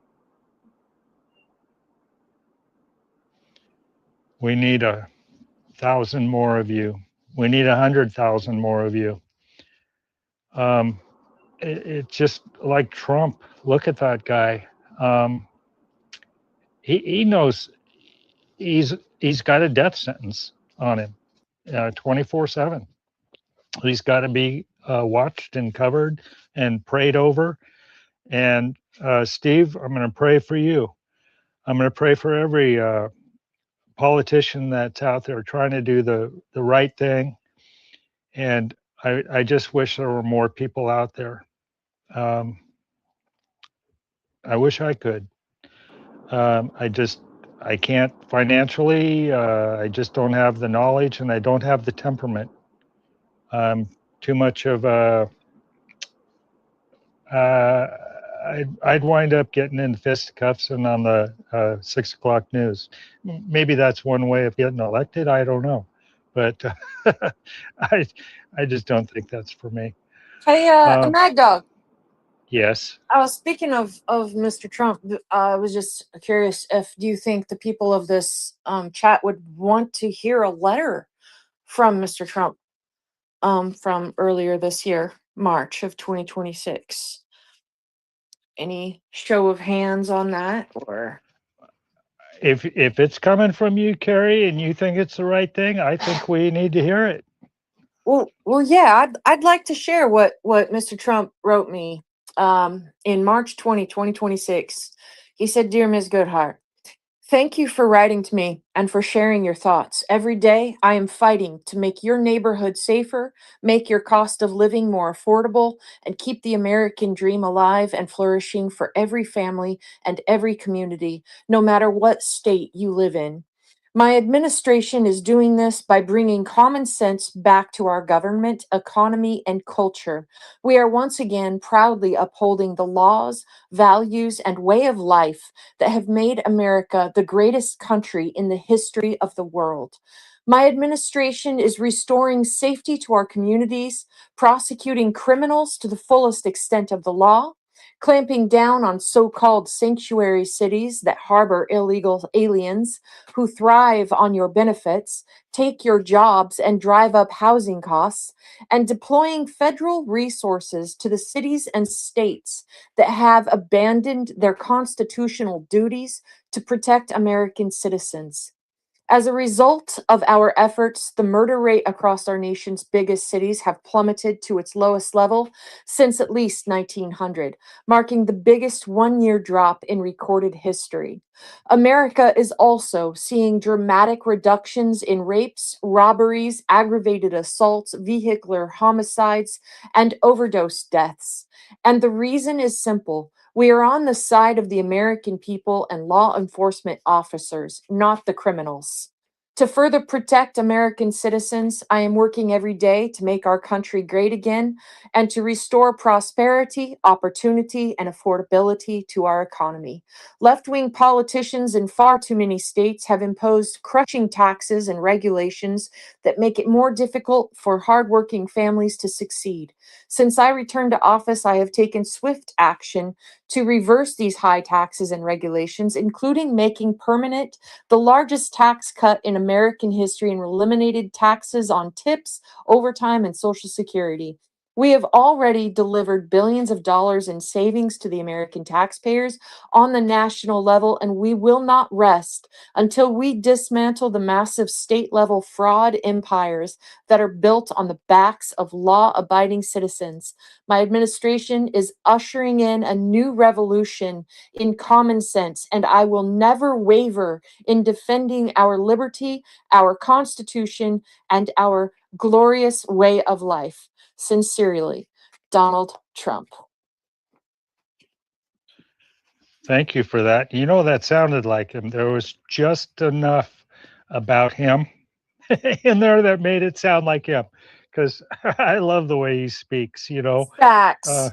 The He, letters that I have gotten have been somewhat, I'm like, they're not just auto generated. And I've gotten letters from Melania Trump too. I, the correspondence that I get, like, who am I? I'm just some, just some regular citizen. And yet I have multiple letters from Donald Trump and Melania Trump. And the passion this man has for the country is why I pray for him, his safety, the protection, and for God's grace to just continue to lead and guide him. And he's been nothing but attacked. And I think 100 lawsuits this year filed against him, 100 lawsuits already against him. I mean, you want to talk about opposition. He's not backing down. So I don't know. I just thought that would be a little inspiring to share. Um, a word from the commander in chief. But yeah, his letters are genuine. I love that. I see Emmy's hand up and Geyer's just went up. So, Emmy, is your hand up?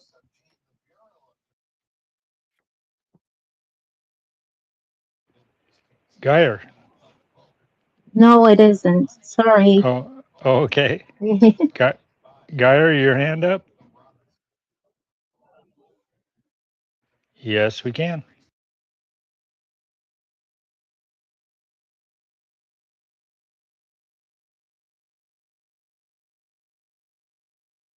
Yes.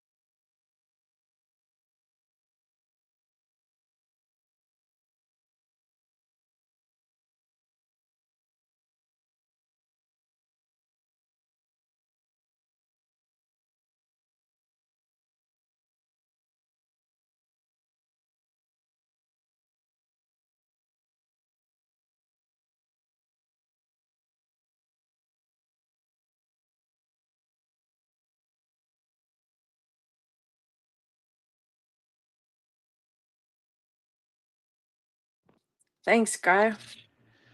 Thank you, Geyer. I want to give a shout out to Funkmaster if you're not following him.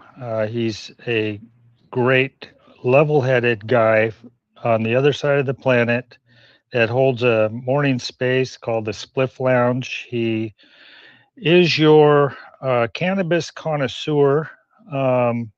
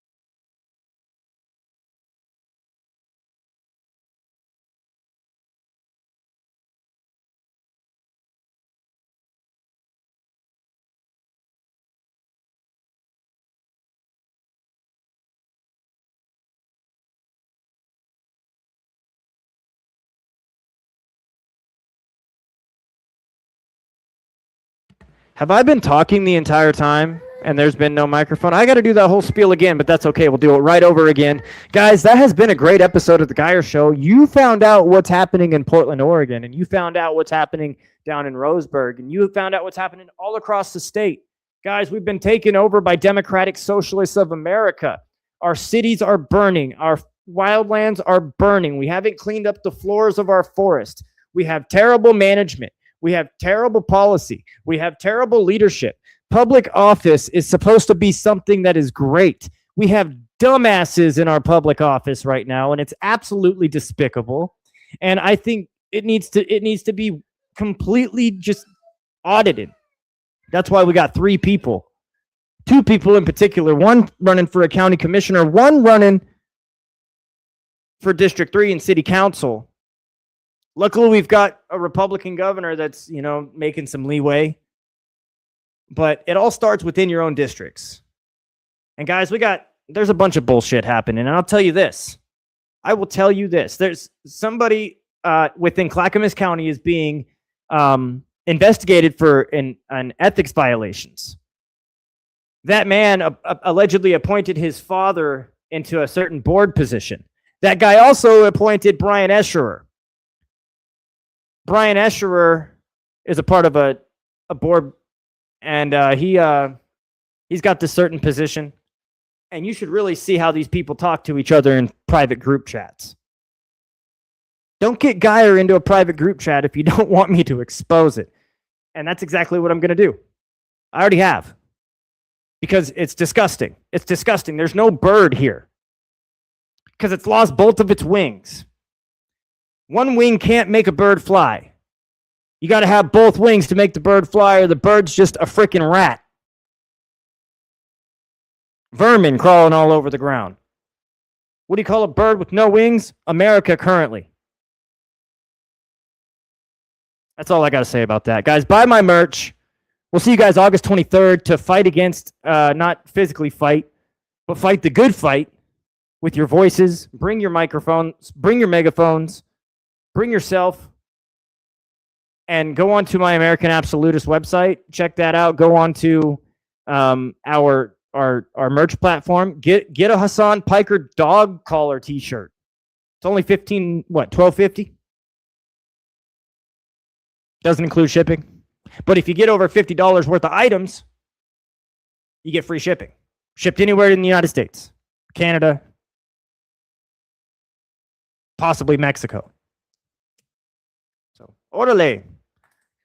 Que tengas un buen día. Me llamo Geyer. We'll see you guys August 23rd, 6 p.m. at the Keller Auditorium. I'm going to be on a show tomorrow. I'll send you guys a link. It's going to be a Rob Taylor show. The Rob Taylor Report, actually. We're going to be talking about the current state of Oregon, which is a great segue.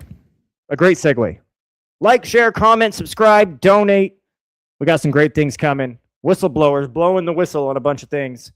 If you go down to the South Waterfront, there's a building that was raided by the U.S. Postal Service inspection team. Those guys are badasses, by the way. I think they're ushered by the U.S. Marshals. Don't quote me on that. But Portland police actually helped out our feds in aiding that investigation. So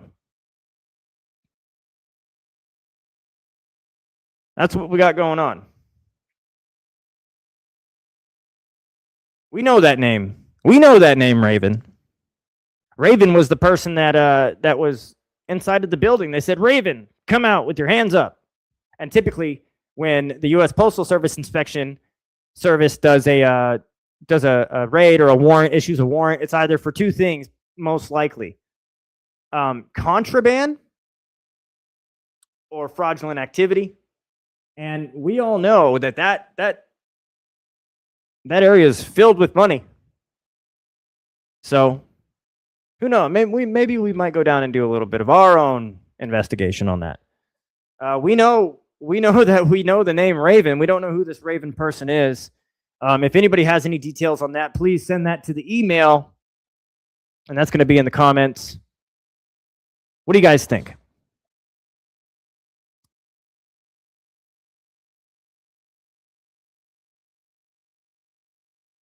Ooh, that's a good comment right there. That's a good comment. Look at that. It says, keep on with the tips I gave you about natives being dumped by treatment centers, and Pam is a part of that, allegedly.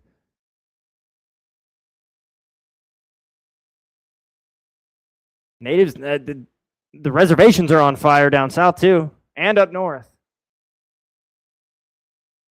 So we appreciate the people on the res. Got a lot of friends. who live out on the reservations. Louis, that's a good one. That's a really good one. We got a lot of stuff that we're going to be talking about. Our whistleblowers are blowing the whistle on everything, guys. Medical industry, nonprofit homeless organizations. The medical industry is a big one. But guys, I got something coming out that's gonna blow your mind. It's gonna blow your mind. It's one of the biggest commissions in the state of Oregon. It's a four-letter acronym. It's one of the biggest commissions in the state of Oregon. Our marijuana is being messed with, folks. And I'll leave it at that. We've got some more questions. We've got some more answers. And we'll see you tomorrow. I'm going to get out of here. Have a good night, everybody.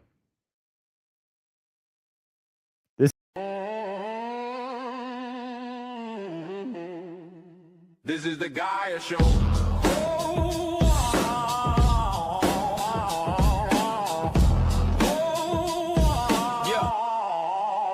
This is the Gaia Show. On the front lines, up in your face, red light on, and the tape rolls. We don't blink.